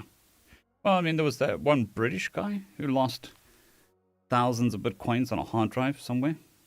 He had it on a secure wallet on his hard drive. And he put it in his cupboard or something, and then his roommate or mother or somebody threw it away, not knowing what it was. And he ended up going to the rubbish, digging through the landfill, trying to find his damn hard drive.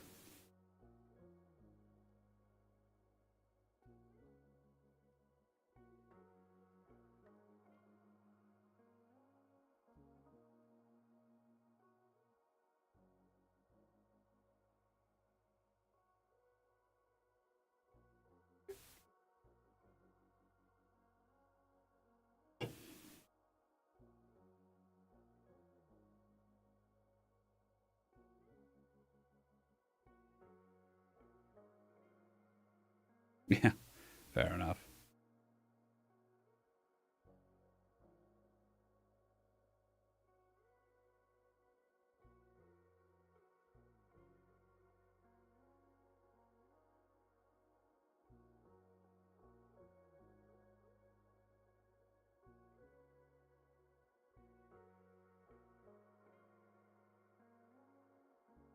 Alrighty.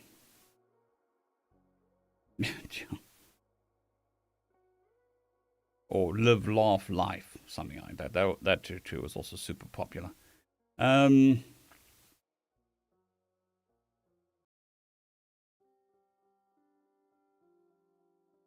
story. Yes, next story.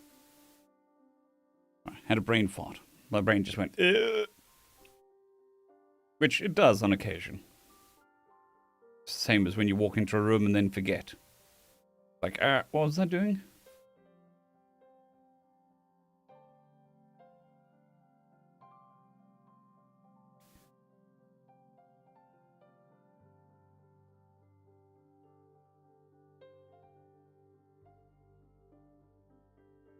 Yeah, it was Live, Laugh, Love.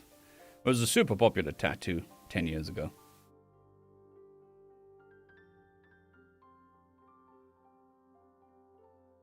Greetings, ladies and gentlemen, and welcome to this latest narration of the web. Greetings, ladies and gentlemen, and welcome to this latest edition of Tales from Outer Space, where I take stories from across the internet and read them for your entertainment. This particular story is called You Get blah blah blah. Click wrong button. Things changed. I'm sorry. Okay. This particular. As a quick side note, I do stream 6 days a week at 9 a.m. GMT +1. If you're interested in such things, I'd love to see you there. Anyways, on to the story. You Get One Warning, written by Weaver of Worlds.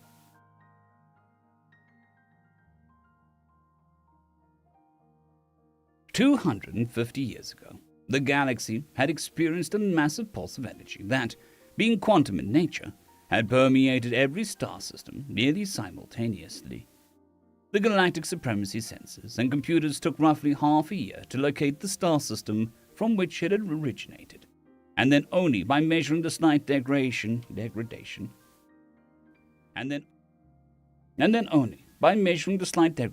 of the pulse the further from the particular arm of the galaxy it was. By the time the Senate had approved an investigatory and possibly punitive fleet to investigate, all hell had broken loose across the supremacy. Dormant genes had long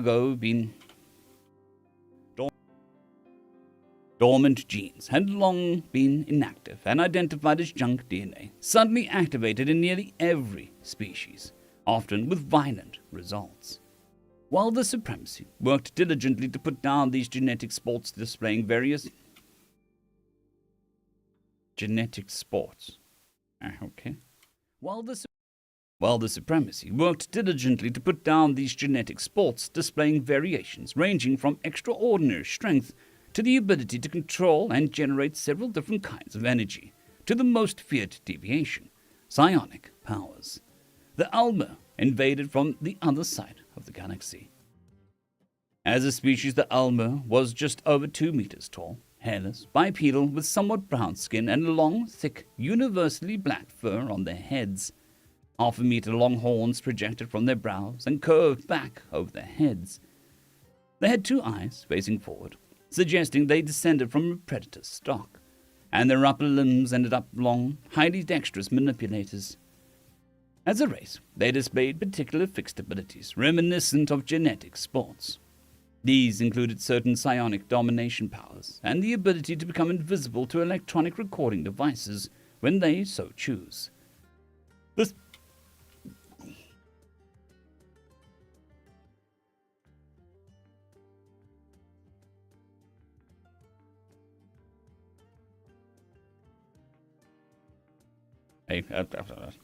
in South Africa, I paid 43% tax. That's awesome. So, taxes are a thing everywhere. When they so choose. I don't know how bad it is in other countries. When they so choose. They had an unpleasant smell about them and an aura that universally left every other species in the galaxy uneasy. Their ships were the most advanced that the Supremacy had ever seen. Massive, heavily shielded and armed to the teeth. Only the sheer numbers of Supremacy ships and crews had finally won the day. The Supremacy never found a single planet inhabited by the Elmer. No colonies, and definitely no cradle world. It was as if they existed solely in the vast void of space, living and dying in their ships. It had taken nearly 250 years to bring about the genetic cleansing demanded by the Supreme Senate and to exterminate the Elmer, who are still not confident we are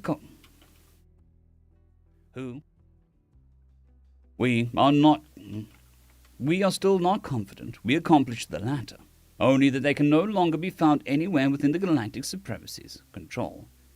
During those 2.3 centuries, the origin of the pulse had to be left uninvestigated. Before a fleet was finally sent to investigate, a contact by a private company shook the Supremacy to the core worlds.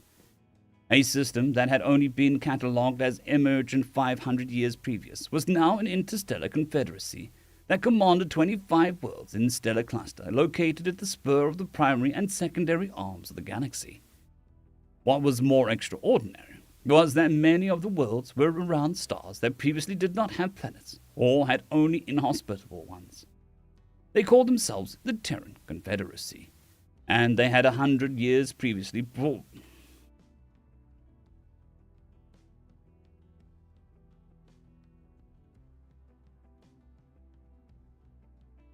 Terran Confederacy.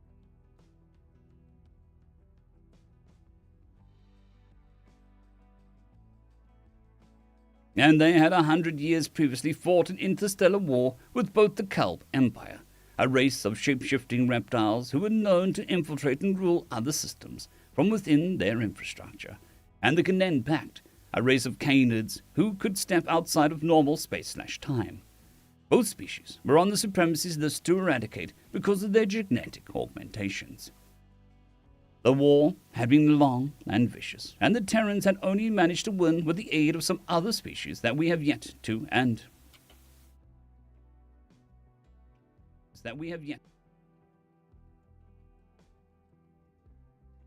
The war had been long and vicious, and the Terrans had only managed to win with the aid of some other species that we have yet to, and the Terrans refused to identify by any name other than the Thudians.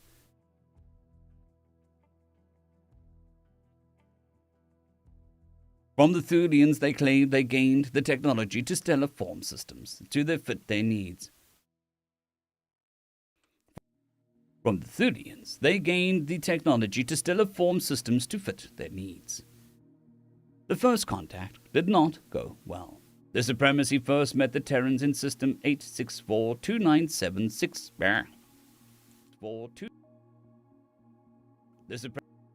The Supremacy first met the Terrans in System 864-297-345 Sigma.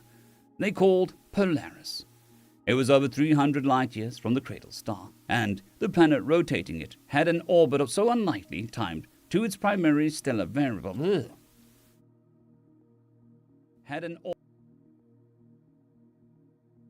orbit so unlikely timed to its primary stellar variable to make it the most hardened gambler's virtual flu. What? Had an orbit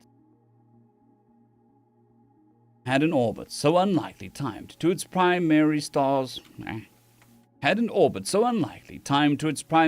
variable to make the most hardened gambler's vital fluids run cold. It was not discovered by military fleet, but by Florian Mining Company, a ship named the Night Nose, looking for heavy metals ejected from population 1 stars during their formation. Because of 864-297-345 Cygnus mass and luminosity, it was not expected to have any habitable planets.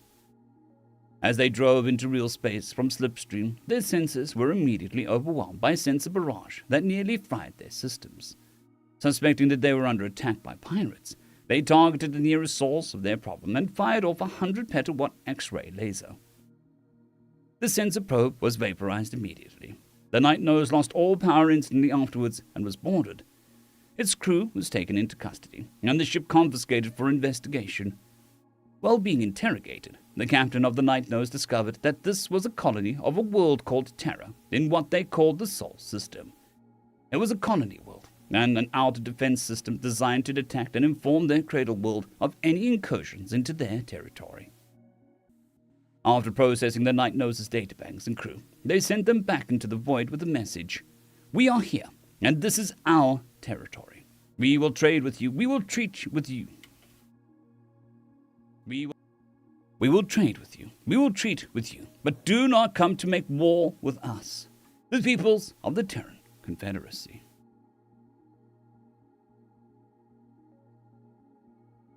The Supremacy sent an ambassadorial envoy and an assimilation fleet along with it. The Terrans did not appreciate 2 battleships and their attendance fleets dropping out of Slipstream between the 4th and 5th planets. On top of that, the ambassador demanded the surrender of the Confederacy and the execution of its genetic deviants, and accept being assimilated into the galactic supremacy, or face the total destruction of the system. The resulting battle lasted less than an hour, and ended with the Terrans destroying the assimilation fleet without losing a single ship. A week later, a Terran ship dropped out of Slipstream around the Supremacy homeworld of St. Actal,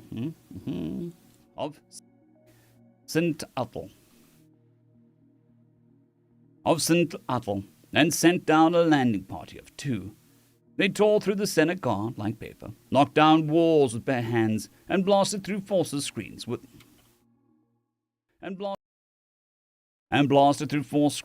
emergency bolts generated from their own bodies before striding into the Senate chambers and demanding to speak.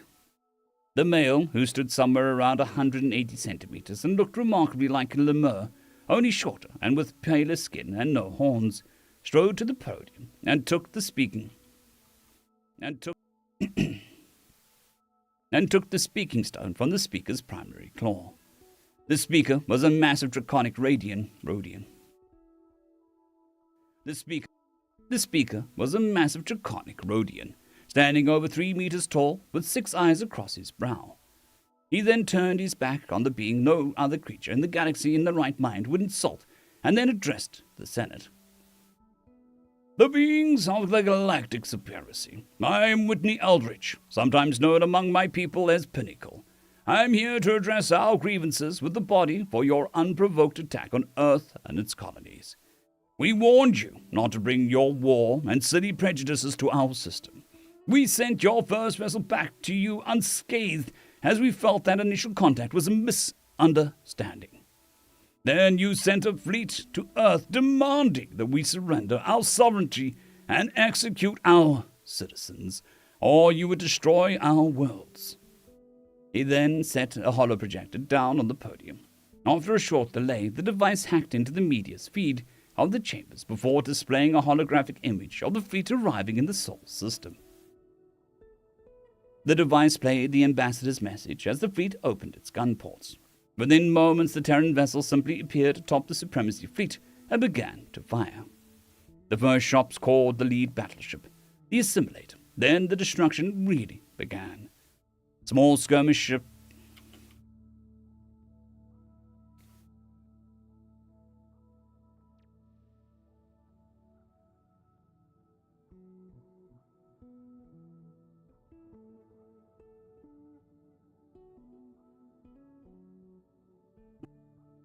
began.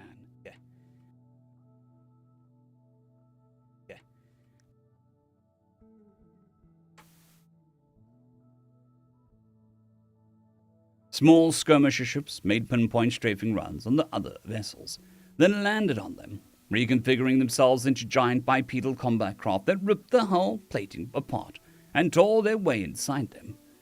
Finally, the boarding parties began as humanoids flew through the void without the aid of vac suits or thrusters and began to cut, tear, and, in one case, even phase through the hulls. They captured the crews, destroyed their weaponry, and took them aboard holding craft. The operation took less than a standard hour for them to capture and destroy the entire fleet. When the Hollows stopped playing, the Terran looked at the Senate and said, "Consider this a formal declaration of war. Our fleets are now mobilizing against your industrial and military centers. We did not start this war, but we damn sure will finish it." Yes, rip and tear until it's done.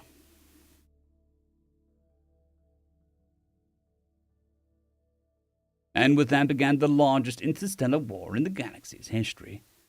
The Terrans showed no quarter. They burned our shipyards, destroyed manufacturing bases, and disrupted interstellar trade for the next 5 years, pushing the supremacy back nearly to its founding core worlds. The Terran introduced a new type of weaponry that suppressed the quantum fields of a star to the point that many of the scientific principles that allowed for a star travel were suppressed, condemning whole species to their homeworlds for thousands of years. Finally, the core world sued for peace. The Terrans' demands were total capitulation, with desolation of the supremacy, the emancipation of all colonies over a specific population to self-rule, and the formation of a new government organization of sovereign system states called the Federation. This name seemed to amuse the Terrans. In 5 galactic standard years, a small confederation of planets, numbering only 25 worlds, wrecked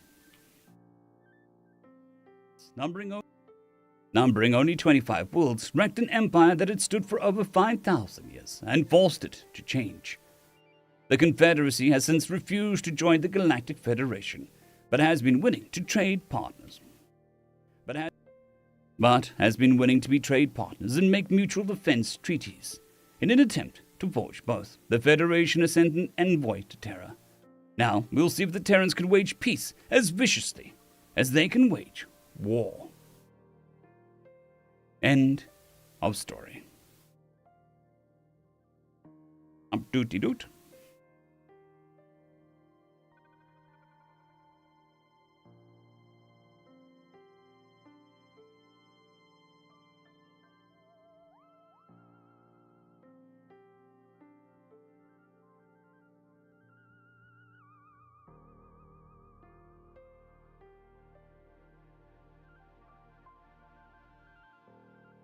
Yeah, definitely.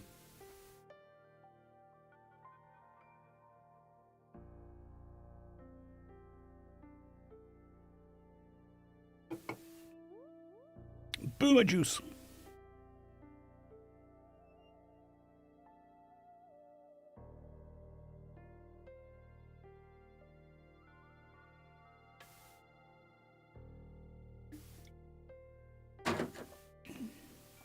There we go.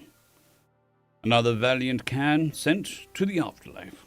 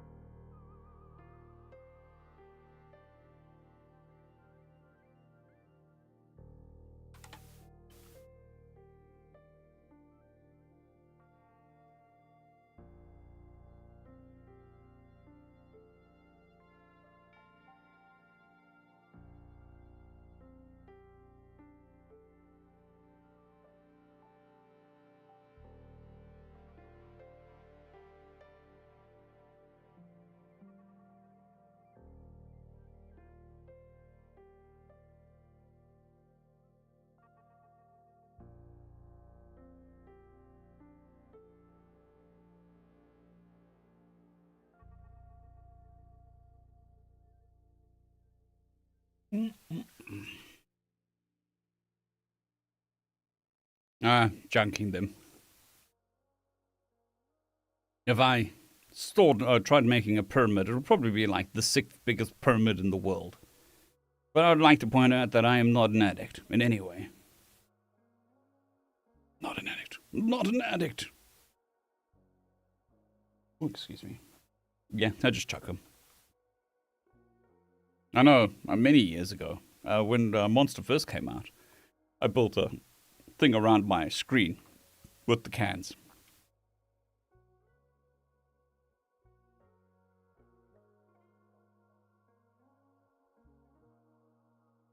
But that invites pests, so we throw it away. I mean, yes, you should wash the cans before you do anything like that, but too much effort.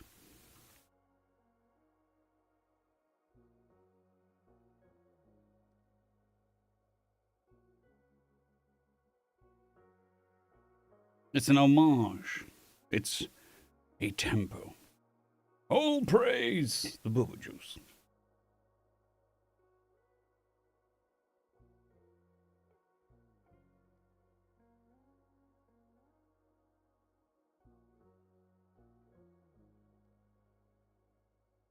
Greetings, ladies and gentlemen, and welcome to this latest edition of Greetings, ladies and gentlemen, and welcome to this latest edition of Tales from Outer Space, where I take stories from across the internet and read them for your entertainment. This particular story is called A Simple Report, written by Icarus Sunburn.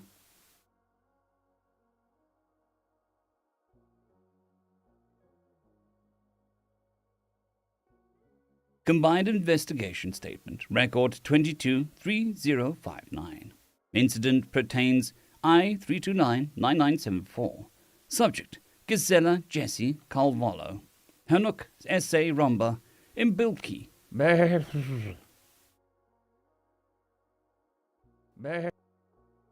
Poku Naktakat. Poku Nakatak. Interviewer, Primary Deductor Seegan. Recruit. Securitat. Freeport. Fortunate child. Dispositions. Depositions. Depositions follow. Recording begins. We are now recording. Please state your name for the record. Imbikli Sen Puktaraktak. Imbikli Sen Pukanakatak.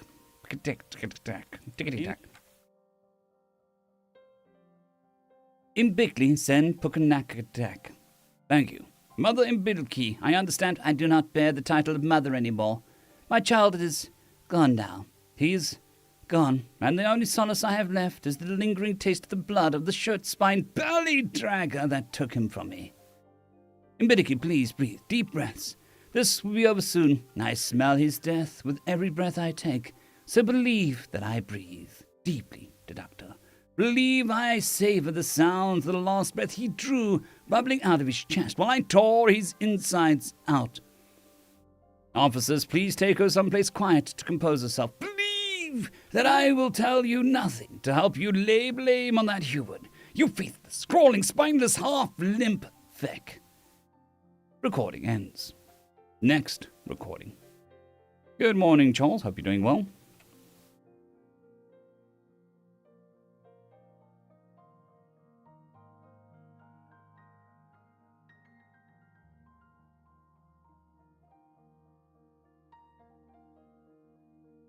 Please state your name for the record. Hanuk Saramba. Thank you, Hanuk.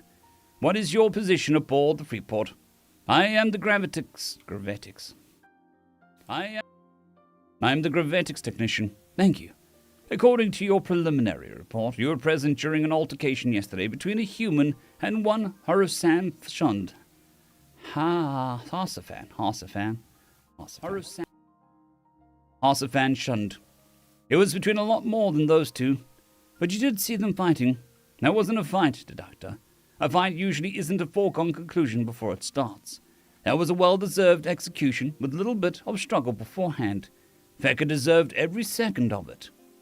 Can you tell us, in your own words, what happened yesterday?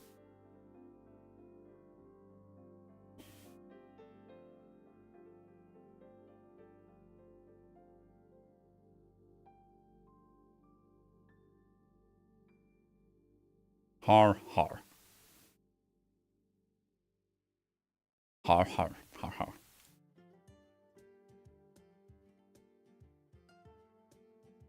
Depends. Can I have a couple of those narc pods in your pocket? I'm going to need them to get through this. That was bad, even remembering it. Sure. Here. So what happened? All right. So Big Shun's kid, Harsafan, had been a real crapstorm for about 6 months.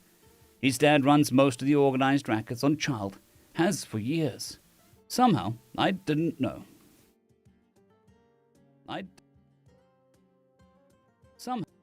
Somehow, I don't know how, but you guys never quite seem to catch him. Weird how that works, huh? The fight, Hanuk. Like I said, there was no fight. Harsafan never had a chance in hell. Anyway, Harsafan decided he wanted a piece of Imbelicky's restaurant action. She just started running a sale on Mopori Summer. On Mopori Simmer. And Mothers in Bilky could outcook an actual Dalan's Mopori grandmother, I swear. So she's raking in cash, because who the hell actually makes that stuff around here? It's as rare as a vacuum breather. I heard her say that she was going to send Hackett off station to one of those fancy lodging academies on the big cruise lines with the profits. Totally believed that she would have too. Mopori ain't easy to cook right. And if you get one thing wrong, right down to the timing, the whole thing goes off. But she'd managed to finally figure out all the tricks. And now she's cracking it.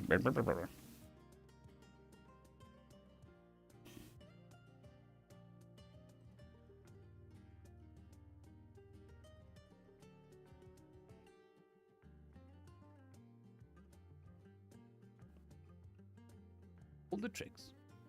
Greetings, ladies. And now she's cracking it out by the cubic yard. And it's good. By my mother's wizened eyes, that woman was putting more time in the kitchen than any sane being should ever have to. But she was determined to get her kid into that school, you see.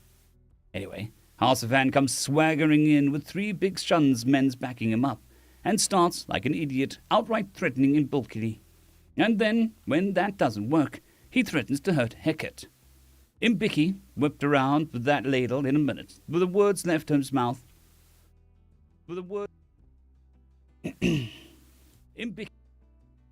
Imbicky whipped around. Imbicky whipped around with that ladle the minute the words left his mouth and blasted Harsafan upside the head with it so hard that I heard it from across the room. I mean, you don't threaten a kid, not to a mother, definitely not to an Imberwick's mother. Fecking Harsafan, absolute idiot to do that. The only people as mean as Imberwicks when it comes to their kids are Ricey, and that's probably why the two get along so well. They're both big nasties when it comes to their kids. So yeah, Harsafan hits the floor, all knocked down.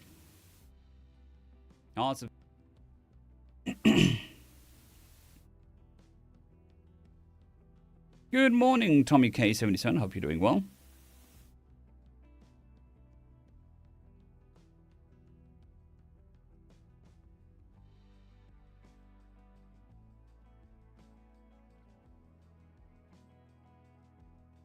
So yeah, greetings, ladies.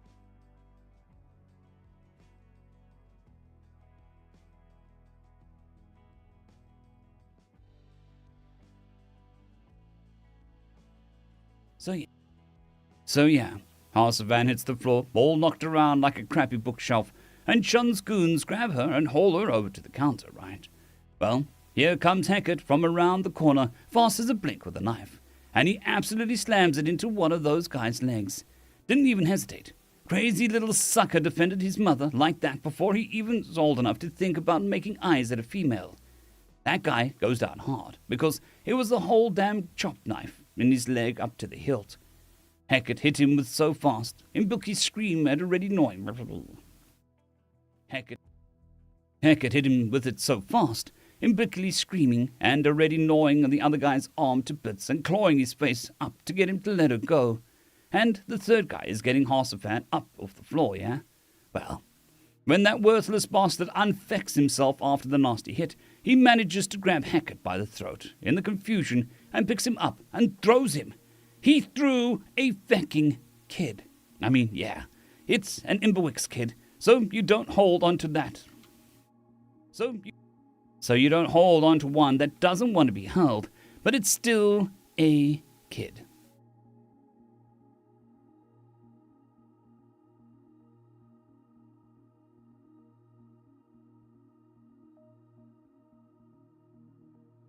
No. Yes. No.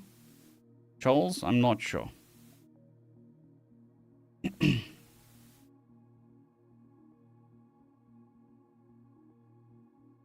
I don't think so. Because I think YouTube blocks links, so if you're sending me a link, send it in Discord or Reddit. And if you did, sorry? It's...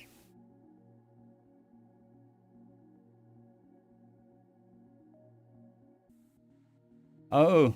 No, I remember you saying something about that, but I don't remember seeing a link. Charles. Kid. Unfortunately, I've got it set that both Twitch and YouTube don't allow links. Kid.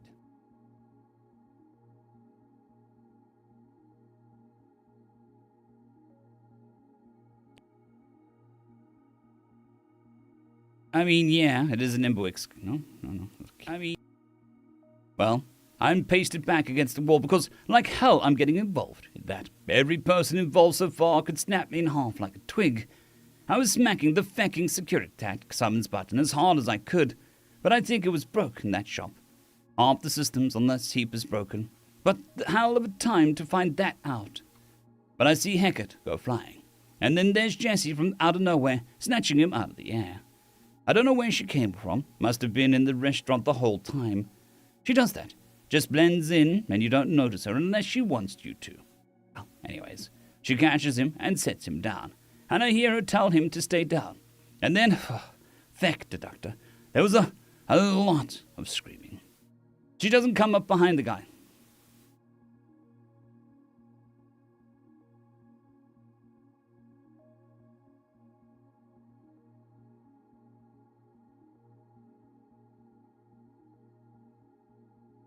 She came up behind the guy that wasn't getting shredded by him Bickley or trying to pull a knife out of his leg, and does this thing.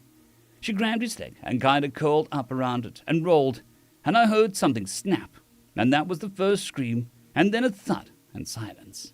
Then, while the second guy was slamming Bicky down on the counter hard enough that, boss, I don't know how he didn't break her spine. Well, anyway, Jessie comes up behind him, twists around him so damn fast that I couldn't even tell you what she did exactly. But that guy hit the floor, and then she twisted and came down on him with the edge of her elbow right to his lungs. I heard ribs give. It was gross. Shattered the guy's dermal plate and everything. He starts screaming and bubbling blood, and then the third scream was Hossafon telling her he'd liked Heckett right there if was House. He starts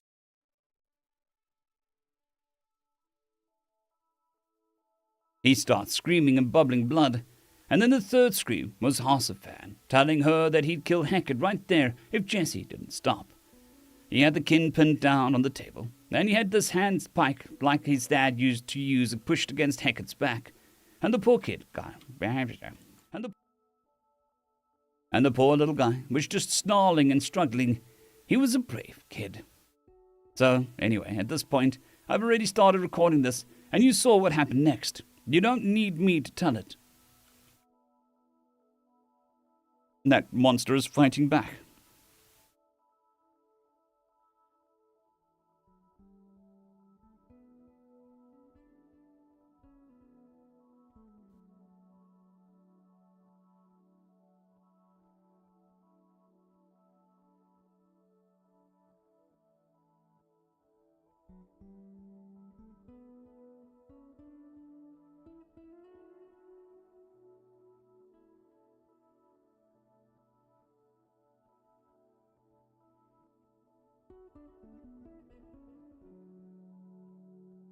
Tell it.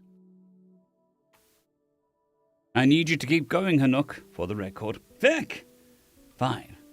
Jessie's standing still and telling him to let the kid go. Pleading, actually. She literally just destroyed 2 of Shun's goons in like a couple heartbeats. And she's pleading with that little larvine to not hurt the kid. In Bickley, she loses her shit and starts doing what that high screeching... She loses her shit and starts doing that weird high screeching sound that Imberwicks do. You know, the hate sound. That sound, man. You could hear it from the goddamn quarters down the hall, I bet. She was full-throating it. And she was going to kill Harsafan the minute she got a shot at him. And that's when... That's when, Feck! Give me a minute. Take your time. Need another pot? Yeah. Yeah, I really do, sorry. He was just a kid. I mean, doesn't matter what race, it's just a kid. They're kids. Doesn't matter where they come from. They all play together and they understand. And the universe hasn't got to most of them yet. It's not like this. And Harsafan... and Harsafan just pushed the spike in so hard. Recording paused. Post-recording statement per Dr. Segan. Recording was paused for 12 minutes to allow Hanuksa Rumba time to compose himself before continuing. Post-traumatic counseling session was recommended. Recording resumed. I think he was thinking that Imblickley was indeed bigger, and I think he was thinking that Imblickley was the bigger threat. That she'd be too busy trying to save a kid to chase him down. Hecate made this little noise and went still. He went so still. I never. He was always moving and chirping around and happy, and he just stopped. Like someone turned out the lights in him. Jessie, the doctor. It was like... Jessie, the doctor. It was like Imbickley's rage flew out of her body and Jessie swallowed it all. Harsafan turned to run while Imbickley ran. Harsafan turned to run while Imbickley went running for Hecate. Jessie moved so fast. I didn't know humans could move so fast. She grabbed a knife out of the first guy that Hecate took down, and I guess she'd passed out from lost blood or something. Lost blood. And I guess he passed out from blood loss or something, because he didn't make a sound. And she shot after him, caught him before he got halfway to the door, and... it was something else. Took his swipes, and Harsafan's legs went limp, and that gutless piece of crap was screaming his head off and sliding along the floor. She didn't kill him, though. She just wanted to make sure that he didn't get away. I guess because she started dragging him over to Imbickley. And Hecate, he was already gone. I'd hoped that maybe he was just really good at playing dead. Imbickley was losing her mind and screaming and wailing, and Jessie grabbed her and holds her. Jessie grabs her and holds onto her while the Imbic sank all of her claws into Jessie's back and screamed the stars down. Do you know what that human blood smells like? Do you know what human blood smells like? It smells like electricity, metal, copper. They've got metal in their blood, hardcore down to the blood, just amazing. I can totally see why they have that reputation. Focus, Anok. Right. Sorry. So Imbickley sees Harsafan on the ground and trying to get his legs to work, and she makes that hate noise again, right? She wants him. And the doctor, if you paid me 10 years' salary up front to get between her and Harsafan, I'd have laughed in your face. But Jessie did.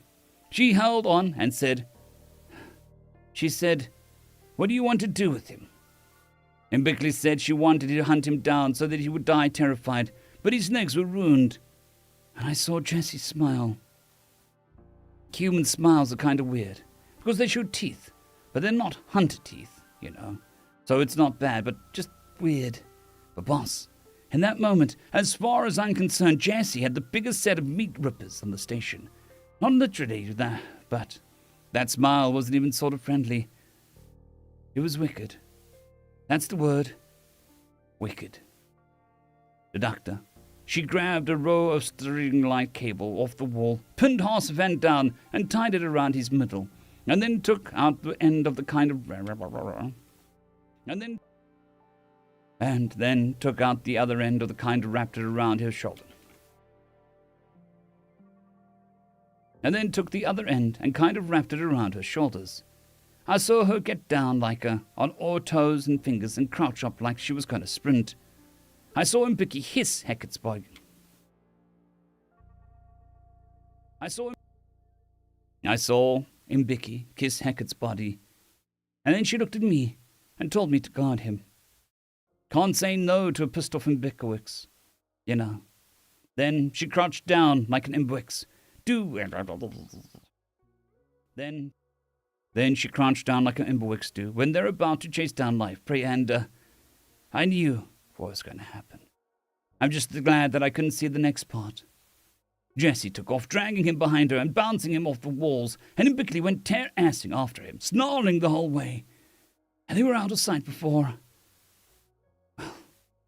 I heard the scream stop. Do you know what happened next? I'm pretty sure I do, and I can't say I blame either of them. That arsehole deserved worse. I held that kid's body for half an hour before Imbickley came back, and she was soaked in blood. I didn't stop crying until this morning. I understand that she had contact with Emirate Shund late. I understand that you had contact with Emirate Shund last night as well. Can you tell us about that? Yeah. Woke me up out of a sound sleep. He wanted to know who killed his kid, and why. So I let him watch the recording. He sat there, watched it a few times in a row, took a copy, and then thanked me and left. Nothing else? Nothing else. It was weird, but if I'm talking with Big Shun and I come out of it in one piece, I'm not questioning it. Thank you, Hanuk. That'll be all. Hey, you're not going to go after Imblicky and Jessie, are you? The investigation is still ongoing.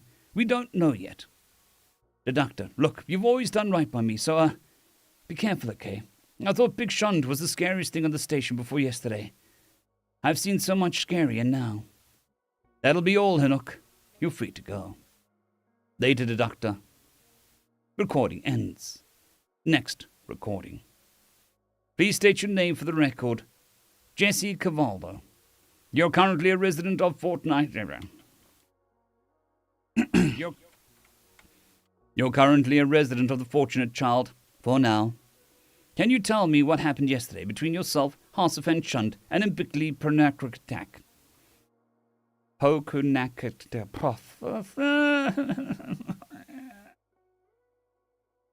Imbickley Pokanakatak.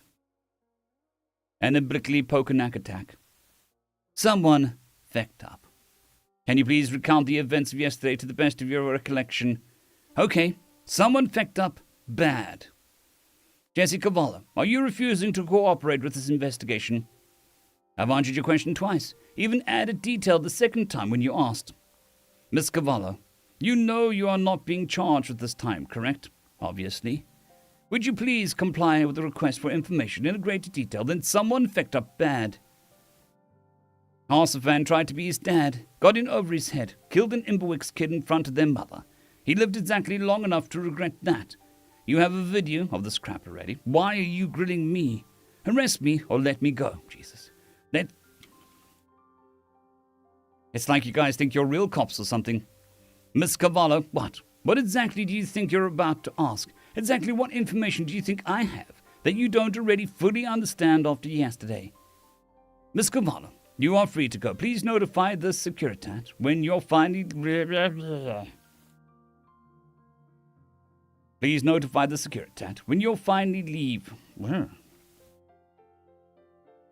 Excuse me.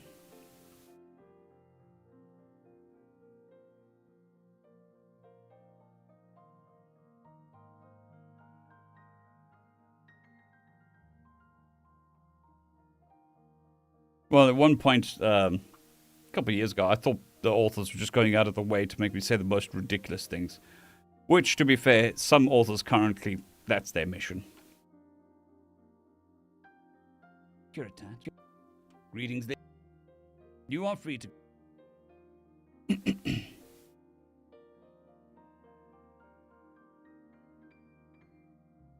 You are free to go. Please notify the Securitat when you finally leave the Fortunate Child, whenever that may be. Why? So I can look forward to having a good night's sleep. Have a good evening. You know where the door is, I'm sure. I guess you are real cops after all. Recording ends. End of story. Doogie doogie. We've been at this for just a smidge under 3 hours. Oh.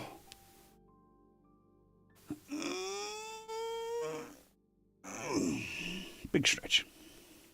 No crickety cracks though, but just big stretch.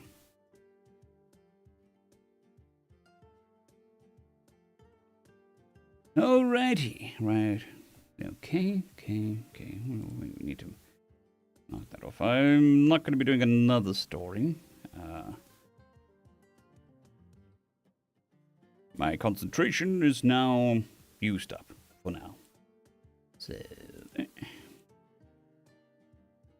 was a decent day's work.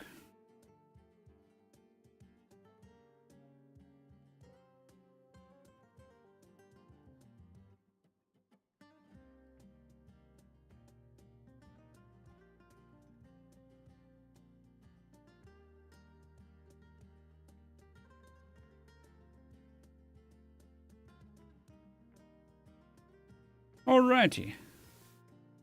It is processed. It is saved while processing. Alright. Ladies and gents, thank you for spending your time with me. It is very much appreciated. I hope to see you tomorrow. Actually, no. Wait, take that back. I'm not streaming tomorrow. Tomorrow's Saturday. My day off. And by day off, I just mean I'm not recording or streaming. I might do other work, but that's a different conversation. I will see you all on Sunday. This Sunday, which is Easter Sunday, so I don't know how many of you will be around, but if you are around, I would love to see you. Thank you for spending your time with me. Your attention in this attention economy is very much appreciated. And I hope you all have a fantastic day, weekend, and much chocolate during this time of eggs and bunnies and Easter.